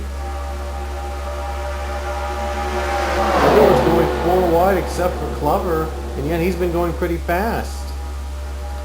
Oh boy, Dylan Young, he's slow. Dylan Young, he got a bad run and, well, he's slowing down. Yikes, someone must have clipped Dylan Young, and he's now down slow. Comes P.J. Williams trying to break Clover's lead. And he's getting help from the 22 of George Rourke. And now Connor Breeden, Kyle Collins losing grip too. They're losing the draft as well. Again, 4 wide again. Wow, this is pretty tight racing. Again, if someone slips up, it's a wreck. We've got to be really careful with that. And P.J. Williams, he's going to lead lap number 3.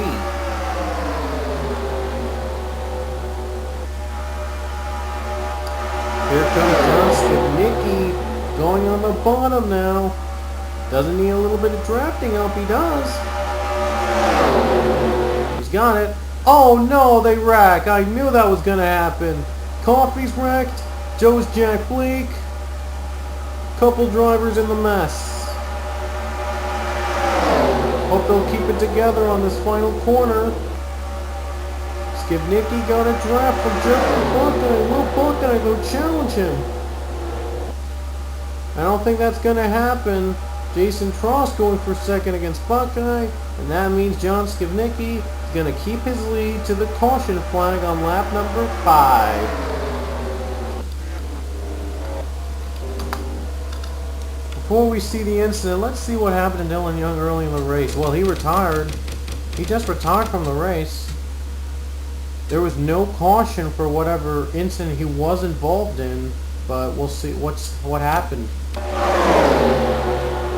Well, there was an incident involving him, as you see. Let's show you a good replay. Connor Breeden made contact with the one machine of Dylan Young right here on the final corner and gets up into Kyle Collins and up into the wall. Well, he didn't spin out, so no caution was pulled because of that, but the damage was enough for the one machine to retire. And speaking of one, another one of those victims of the early wrecks today was Jack Blake. Let's look back at the Jack Blake incident.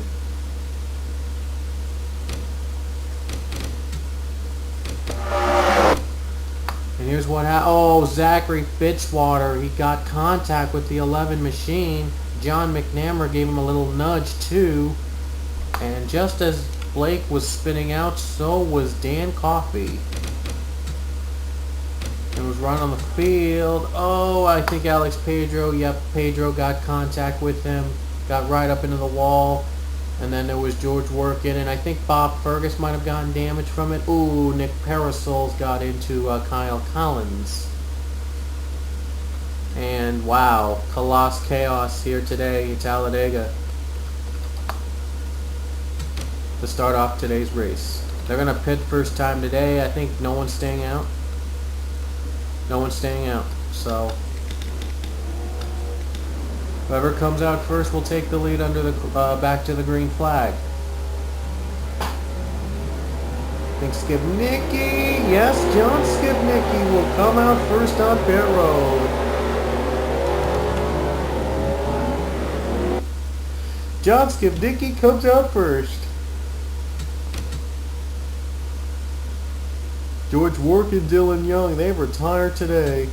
Those are the only two drivers that retired from the race so far, so wasn't that bad, but a couple drivers with damaged cars. It might be a game changer today. Well, we do know those two might have to wait until Season 10 sign-ups to get a reserve ride now, unless if Young wins the championship by miraculous miracle in Season 10. In Season 9, I mean.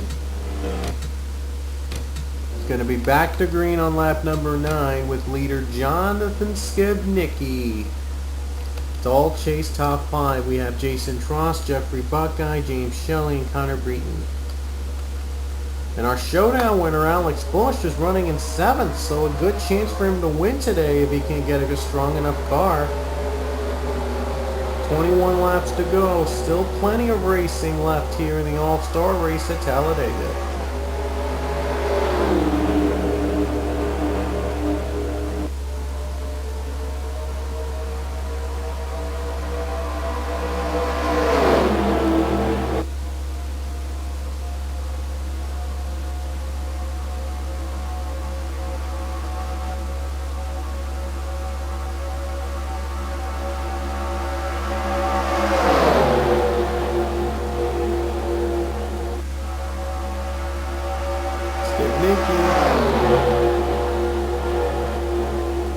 Still has the lead as Zachary Fitzwater. He moves up to the 2nd position as the cars are starting to separate from the damaged ones. And Alex Bush, what a run he's got. He's moved up to 2nd or 3rd. The battle between 2nd and 3rd was too close to call. Ticker though said that Bush got 3rd, but he's now 2nd. Here he comes. He could be 1st because here he comes for the lead. Doesn't have enough drafting help though. Can he get drafting help? He does not have enough drafting help to make a pass.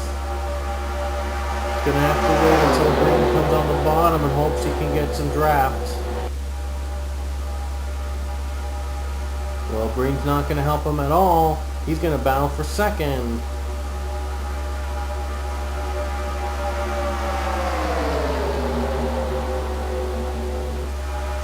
Lap 11, here comes Breton. Here comes Connor Breton. Getting drafting help from Jeffrey Buckeye. 33, 66, and 44. The double numbers are helping out each other in the draft. Oh, but they want the lead. Buckeye. Not enough draft again.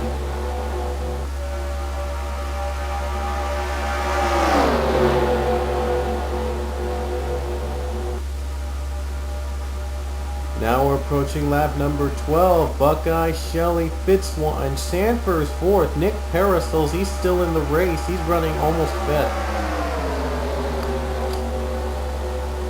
James Shelley and the 66 Jeffrey Buckeye, 3 wide for the lead.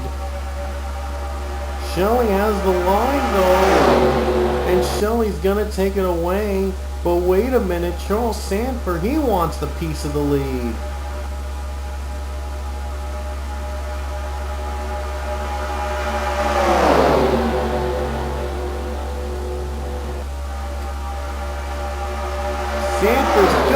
lead away. Here comes Jason Trost and PJ Williams. Oh boy, it's going to be neck and neck to the line. No, Jason Trost took the lap away.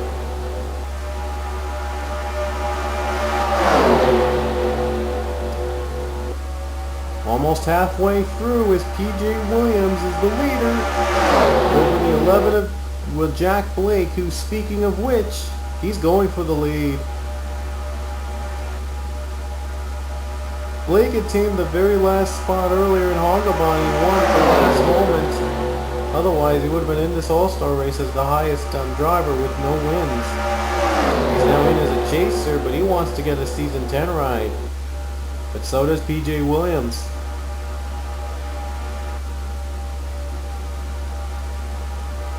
Lap 14 here in Talladega.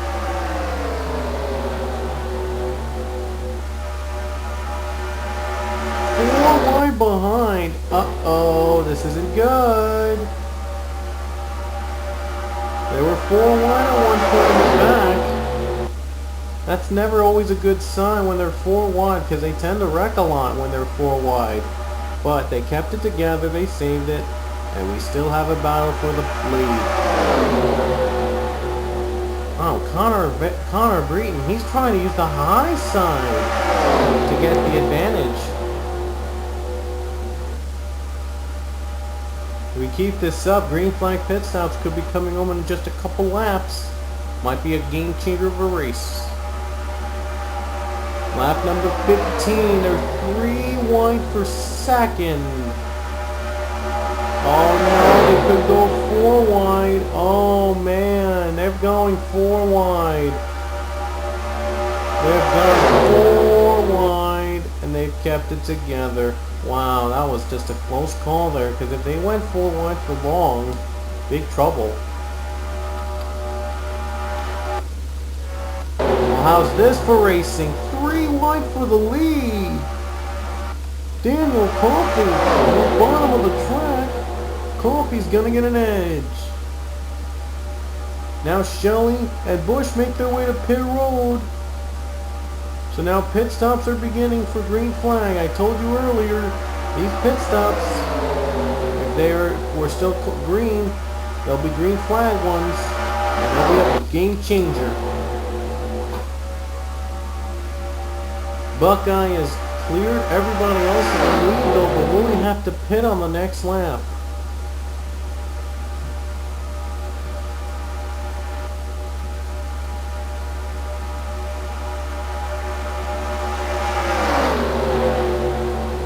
They come towards the final corner. Will they have to pit on the final lap?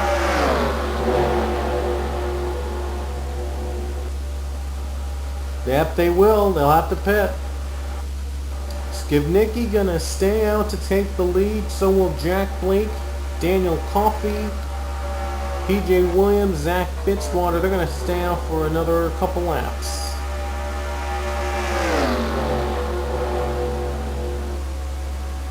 So from here on in, it's all going to be about the survival of the fittest here.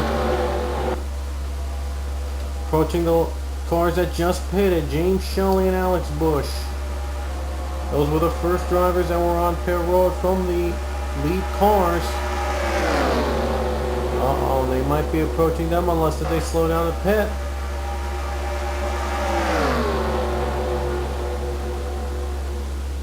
And they're going to pit themselves, so they're going to avoid Shelley and Bush at least. And these 2 others, the slower cars, are going to pit well. I think those were the last drivers that pitted. I think Kyle Collins, though, remains.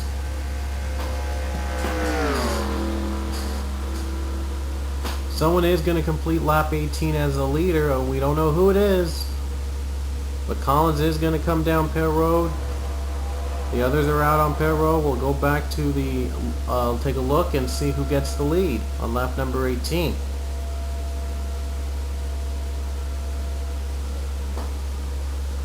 Surprisingly, no one is lapped, so pretty good track record. Well, Skibnicki's out of pit road, and Jack Blake, though, he's going to get the lead. Wow, Jack Blake. He just took the lead away from John Skibnicki.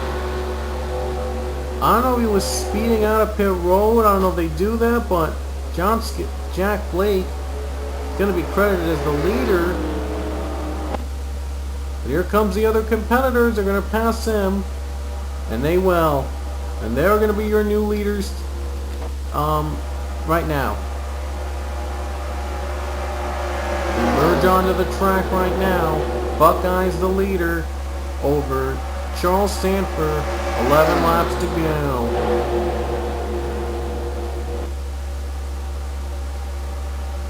Guys trying to draft each other to the front right now. We'll see if that'll be a factor. Let's see if Buckeyes rule the leader on lap 19. Yep, sure enough, he is their new leader. Buckeyes the new leader. Connor Breen will be ruled in third. And Jack Blake is down to 6th. Skibnicki to 5th. And they've gained up speed already, so they're back up into the race.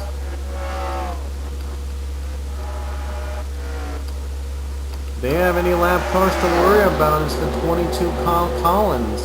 Collins is slow. If they're fast enough, they could reach Collins, and he'll become a factor in the race. We only had one caution here in Talladega, but we still have a lot of competitors left in the race.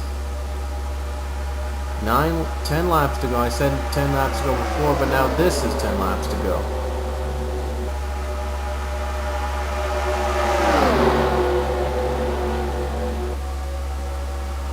Now the leaders are starting to catch up. This is going to be fun. Skibnicki's caught up with the pack. Here he comes. Gonna be really, really fun. 3 wide for the lead. And Alex Bush, though, as the preferred line. Could become, I think, just the third driver to sweep the showdown and the All-Star race. And the last driver that did it was Angel Navarro, I think back in season 5. Lap 21 coming up, 9 to go. But here comes Jason Frost. Here comes Jack Blake. And I think they're approaching Kyle Collins. We gotta go on onboard camera. They do see him. They know it's gonna be. They're in for trouble. Jack Blake. Wow, he's blocked all the views. For 4 wide battle second, he's blocked them all. Can he hold on?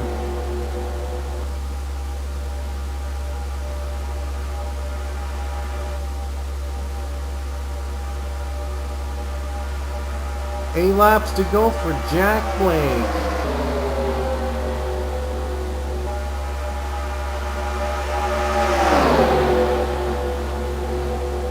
Holding off the other drivers, but here comes the 94 John Skibnicki.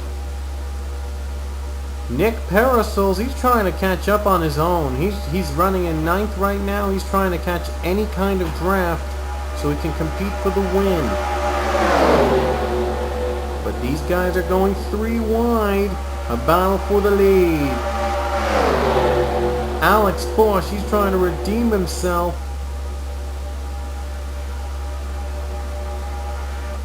Bush has got the lead. 7 laps to go. Trying to make a big upset here in Talladega. But Jason Frost, Jeffrey Buckeye just as tough.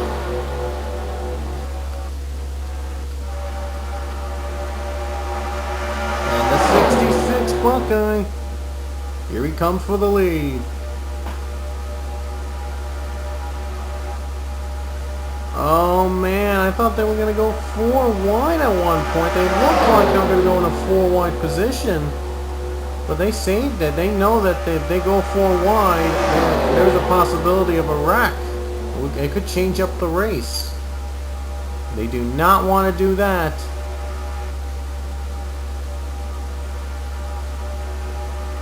Six laps to go here in Talladega. Been a pretty clean day to race today. Only one caution this entire run, which is weird.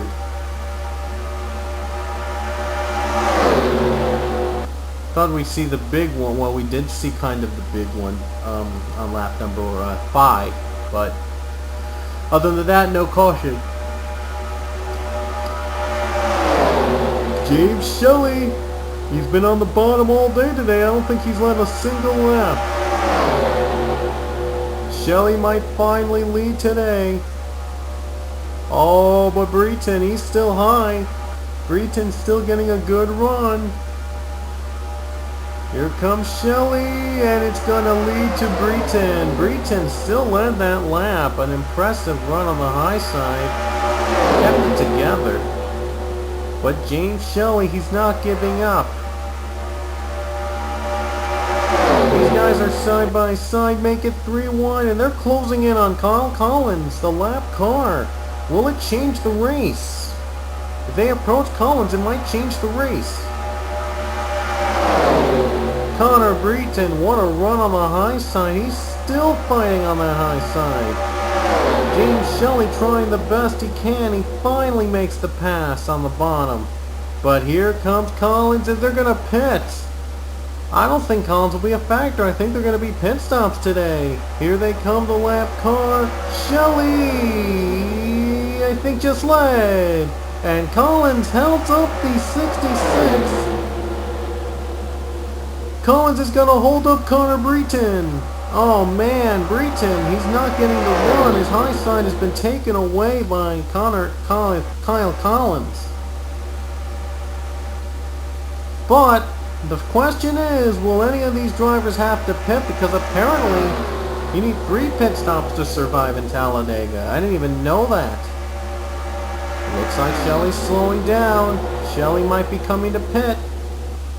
He will. Jack Blake, though, gonna stay out to take the lead with 3 laps to go. Does he have enough fuel to finish the race? So now it's all about fuel strategy and pit strategy for the rest of the running. The question, though, is will they have to come in? Now they're gonna approach the car, Nick Parasols. Here comes John Skivnicki. John Skivnicki wants a challenge. Parasols merges across the track. Well, they have to pit, though. I think they're going to pit. From the looks of them on the bottom, they're going to pit. No, these guys are going to stay out. These guys are going to stay out to take 2 to go. Might be a duel between Skivnicki and Jack Blake on the final 2 laps of the race.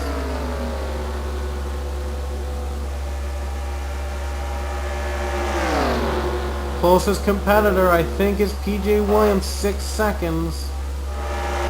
But Williams, I think, a couple of these drivers made their way to pit road, so I don't think these guys pitted early. It's going to be down to fuel mileage, down to the final lap. Here we go, the moment of truth. Will this race be determined on pit stops or fuel mileage? Here they come. They're going to stay out, and they're going to have enough fuel to finish this race. The white flag will be out for John Skivnicki with 1 lap to go. It's either going to be John Skivnicki or Jack Blake for Season 10's reserve ride. Jack Blake trying to get as much draft as possible and get a good finish. Trying to save the draft and maybe even save fuel. Fitzwater coming out of pit road. Lap cars coming up quick. Does Blake have enough time? Right on the track and right into Blake's view.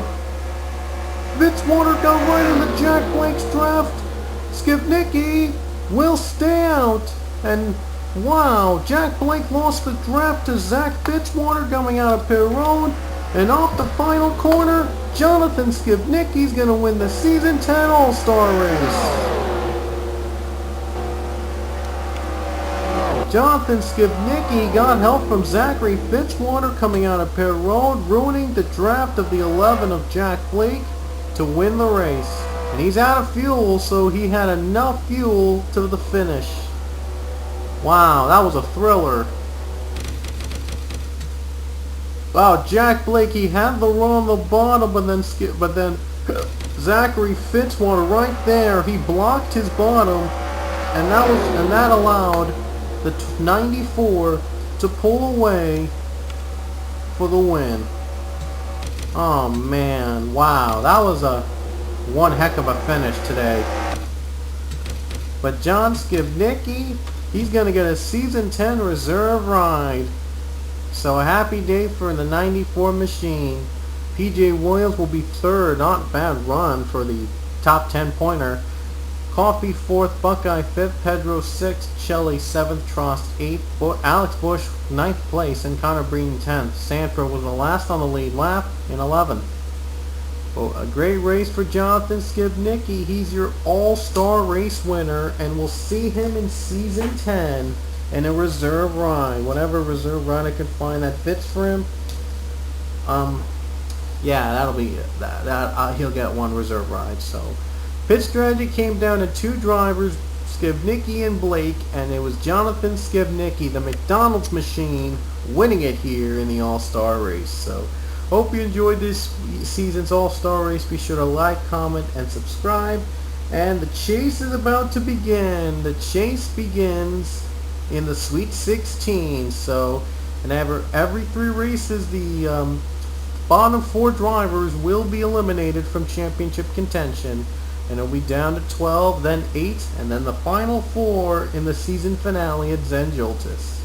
So, get ready, folks, because the 10 race chase will begin on the next race. So, hope you enjoyed today's All-Star race. We'll see you at the chase.